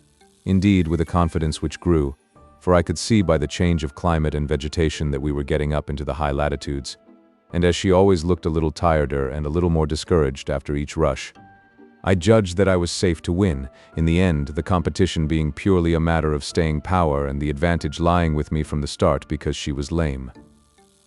Along in the afternoon, I began to feel fatigued myself. Neither of us had had any rest since we first started on the excursion, which was upwards of 10 hours before, though latterly we had paused a while after rushes, I letting on to be thinking about something else. But neither of us sincere, and both of us waiting for the other to call game, but in no real hurry about it. For indeed those little evanescent snatches of rest were very grateful to the feelings of us both. It would naturally be so, skirmishing along like that ever since dawn and not a bite in the meantime, at least for me, though sometimes as she lay on her side fanning herself with a wing and praying for strength to get out of this difficulty, a grasshopper happened along whose time had come. And that was well for her, and fortunate, but I had nothing the whole day. More than once after I was very tired, I gave up taking her alive and was going to shoot her, but I never did it, although it was my right, for I did not believe I could hit her, and besides, she always stopped and posed when I raised the gun, and this made me suspicious that she knew about me and my marksmanship, and so I did not care to expose myself to remarks. I did not get her at all. When she got tired of the game at last, she rose from almost under my hand and flew aloft with the rush and whir of a shell, and lit on the highest limb of a great tree, and sat down and crossed her legs and smiled down at me, and seemed gratified to see me so astonished. I was ashamed and also lost, and it was while wandering the woods hunting for myself that I found a deserted log cabin and had one of the best meals there that in my life days I have eaten. The weed-grown garden was full of ripe tomatoes, and I ate them ravenously, though I had never liked them before. Not more than 2 or 3 times since have I tasted anything that was so delicious as those tomatoes. I surfeited myself with them, and did not taste another one until I was in middle life. I can eat them now, but I do not like the look of them. I suppose we have all experienced a surfeit at one time or another. Once, in stress of circumstances, I ate part of a barrel of sardines, there being nothing else at hand, but since then I have always been able to get along without sardines. The McWilliamses and the burglar alarm. The conversation drifted smoothly and pleasantly along from weather to crops, from crops to literature, from literature to scandal, from scandal to religion, then took a random jump and landed on the subject of burglar alarms. And now, for the first time, Mr. McWilliams showed feeling. Whenever I perceive this sign on this man's dial, I comprehend it and lapse into silence and give him opportunity to unload his heart. Said he, with but ill-controlled emotion, "I do not go 1 single cent on burglar alarms, Mr. Twain, not a single cent, and I will tell you why. When we were finishing our house, we found we had a little cash left over, on account of the plumber not knowing it. I was for enlightening the heathen with it, for I was always unaccountably down on the heathen somehow, but Mrs. McWilliams said no, let's have a burglar alarm. I agreed to this compromise. I will explain that whenever I want a thing, and Mrs. McWilliams wants another thing, and we decide upon the thing that Mrs. McWilliams wants, as we always do, she calls that a compromise. Very well. The man came up from New York and put in the alarm, and charged $325 for it, and said we could sleep without uneasiness now. So we did for a while, say a month. Then one night we smelled smoke, and I was advised to get up and see what the matter was. I lit a candle, and started toward the stairs, and met a burglar coming out of a room with a basket of tinware, which he had mistaken for solid silver in the dark. He was smoking a pipe. I said, "My friend, we do not allow smoking in this room." He said he was a stranger, and could not be expected to know the rules of the house, said he had been in many houses just as good as this one, and it had never been objected to before. He added that as far as his experience went, such rules had never been considered to apply to burglars anyway. I said, "Smoke along then, if it is the custom, though I think that the conceding of a privilege to a burglar which is denied to a bishop is a conspicuous sign of the looseness of the times. But waiving all that, what business have you to be entering this house in this furtive and clandestine way, without ringing the burglar alarm?" He looked confused and ashamed and said, with embarrassment, "I beg 1,000 pardons. I did not know you had a burglar alarm, else I would have rung it. I beg you will not mention it where my parents may hear of it, for they are old and feeble, and such a seemingly wanton breach of the hallowed conventionalities of our Christian civilization might all too rudely sunder the frail bridge which hangs darkling between the pale and evanescent present and the solemn great deeps of the eternities. May I trouble you for a match?" I said, Your sentiments do you honor, but if you will allow me to say it, metaphor is not your best hold. Spare your thigh. This kind light only on the box, and seldom there, in fact, if my experience may be trusted. But to return to business, how did you get in here? Through a second-story window. It was even so. I redeemed the tinware at pawnbrokers' rates, less cost of advertising, bade the burglar good night, closed the window after him, and retired to headquarters to report. Next morning we sent for the burglar alarm man, and he came up and explained that the reason the alarm did not go off was that no part of the house but the first floor was attached to the alarm. This was simply idiotic. One might as well have no armor on at all in battle as to have it only on his legs. The expert now put the whole second story on the alarm, charged $300 for it, and went his way. By and by, one night, I found a burglar in the third story, about to start down a ladder with a lot of miscellaneous property. My first impulse was to crack his head with a billiard cue, but my second was to refrain from this attention because he was between me and the cue rack. The second impulse was plainly the soundest, so I refrained and proceeded to compromise. I redeemed the property at former rates after deducting 10%. For use of ladder, it being my ladder, and next day we sent down for the expert once more and had the third story attached to the alarm for $300. By this time, the annunciator had grown to formidable dimensions. It had 47 tags on it, marked with the names of the various rooms and chimneys, and it occupied the space of an ordinary wardrobe. The gong was the size of a washbowl and was placed above the head of our bed. There was a wire from the house to the coachman's quarters in the stable, and a noble gong alongside his pillow. We should have been comfortable now but for one defect. Every morning at 5 the cook opened the kitchen door, in the way of business, and rip went that gong. The first time this happened I thought the last day was come sure. I didn't think it in bed, no, but out of it, for the first effect of that frightful gong is to hurl you across the house, and slam you against the wall, and then curl you up, and squirm you like a spider on a stove lid, till somebody shuts the kitchen door. In solid fact, there is no clamor that is even remotely comparable to the dire clamor which that gong makes. Well, this catastrophe happened every morning regularly at 5 o'clock, and lost us 3 hours' sleep. For, mind you, when that thing wakes you, it doesn't merely wake you in spots, it wakes you all over, conscience and all, and you are good for 18 hours of wide awakeness subsequently, 18 hours of the very most inconceivable wide awakeness that you ever experienced in your life. A stranger died on our hands one time, and we vacated and left him in our room overnight. Did that stranger wait for the general judgment? No, sir. He got up at 5 the next morning in the most prompt and unostentatious way. I knew he would. I knew it mighty well. He collected his life insurance and lived happy ever after, for there was plenty of proof as to the perfect squareness of his death. Well, we were gradually fading toward a better land on account of the daily loss of sleep, so we finally had the expert up again, and he ran a wire to the outside of the door and placed a switch there, whereby Thomas, the butler, always made one little mistake. He switched the alarm off at night when he went to bed, and switched it on again at daybreak in the morning, just in time for the cook to open the kitchen door and enable that gong to slam us across the house, sometimes breaking a window with one or the other of us. At the end of a week we recognized that this switch business was a delusion and a snare.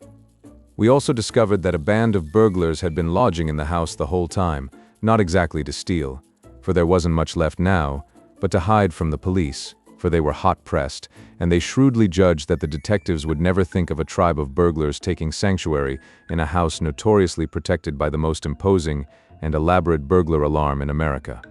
Sent down for the expert again, and this time he struck a most dazzling idea. He fixed the thing so that opening the kitchen door would take off the alarm. It was a noble idea, and he charged accordingly. But you already foresee the result. I switched on the alarm every night at bedtime, no longer trusting on Thomas's frail memory, and as soon as the lights were out the burglars walked in at the kitchen door, thus taking the alarm off without waiting for the cook to do it in the morning. You see how aggravatingly we were situated. For months we couldn't have any company, not a spare bed in the house, all occupied by burglars. Finally I got up a cure of my own. The expert answered the call and ran another ground wire to the stable, and established a switch there so that the coachman could put on and take off the alarm. That worked first rate, and a season of peace ensued, during which we got to inviting company once more and enjoying life. But by and by the irrepressible alarm invented a new kink. One winter's night we were flung out of bed by the sudden music of that awful gong, and when we hobbled to the annunciator, turned up the gas and saw the word nursery exposed, Mrs. McWilliams fainted dead away, and I came precious near doing the same thing myself. I seized my shotgun and stood timing the coachman whilst that appalling buzzing went on. I knew that his gong had flung him out too, and that he would be along with his gun as soon as he could jump into his clothes.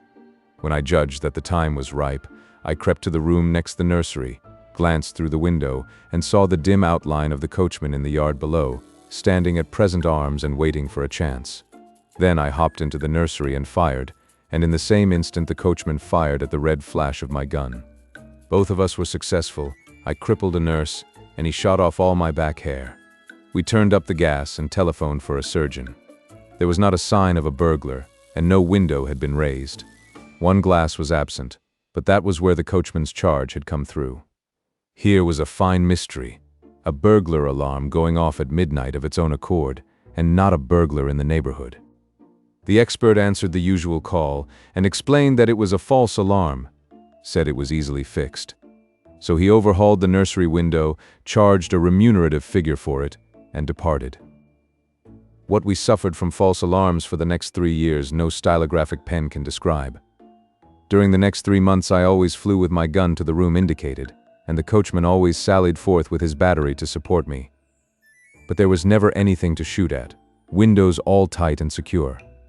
We always sent down for the expert next day, and he fixed those particular windows so they would keep quiet a week or so, and always remembered to send us a bill about like this. Wire $2.15, nipples 75 cents. 2 hours labor $1.50, wax 47 cents. Tape 34 cents, screws 15 cents, recharging battery 98 cents. 3 hours labor $2.25. String 2 cents, lard 66 cents, ponds extract $1.25. Springs at $52, railroad fares $7.25, $19.77. At length a perfectly natural thing came about after we had answered 300 or 400 false alarms, to wit, we stopped answering them. Yes, I simply rose up calmly, when slammed across the house by the alarm, calmly inspected the annunciator, took note of the room indicated, and then calmly disconnected that room from the alarm, and went back to bed as if nothing had happened. Moreover, I left that room off permanently and did not send for the expert. Well, it goes without saying that in the course of time all the rooms were taken off and the entire machine was out of service. It was at this unprotected time that the heaviest calamity of all happened. The burglars walked in one night and carried off the burglar alarm. Yes, sir.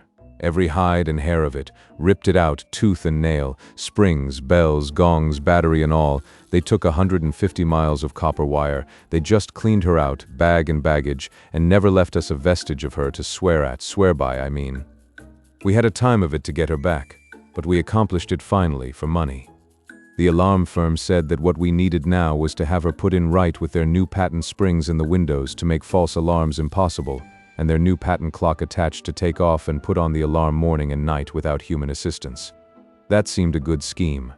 They promised to have the whole thing finished in 10 days. They began work, and we left for the summer. They worked a couple of days, then they left for the summer, after which the burglars moved in and began their summer vacation.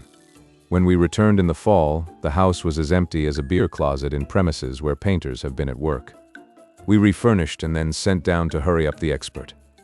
He came up and finished the job and said, "Now this clock is set to put on the alarm every night at 10 and take it off every morning at 5:45. All you've got to do is to wind her up every week and then leave her alone. She will take care of the alarm herself."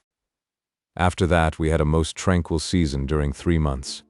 The bill was prodigious, of course, and I had said I would not pay it until the new machinery had proved itself to be flawless. The time stipulated was 3 months. So I paid the bill, and the very next day the alarm went to buzzing like 10,000 bee swarms at 10 o'clock in the morning. I turned the hands around 12 hours according to instructions, and this took off the alarm, but there was another hitch at night, and I had to set her ahead 12 hours once more to get her to put the alarm on again. That sort of nonsense went on a week or two, then the expert came up and put in a new clock. He came up every 3 months during the next 3 years and put in a new clock. But it was always a failure. His clocks all had the same perverse defect.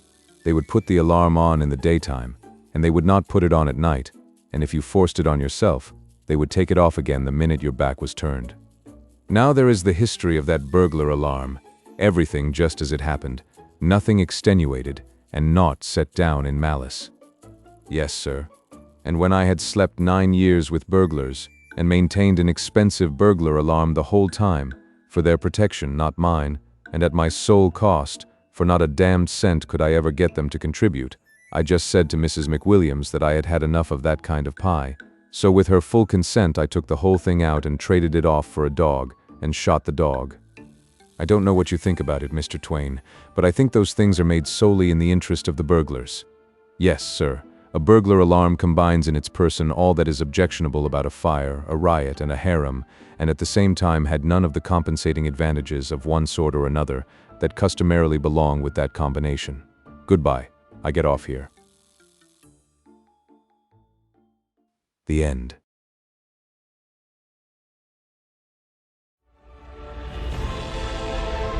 A whole galaxy to go.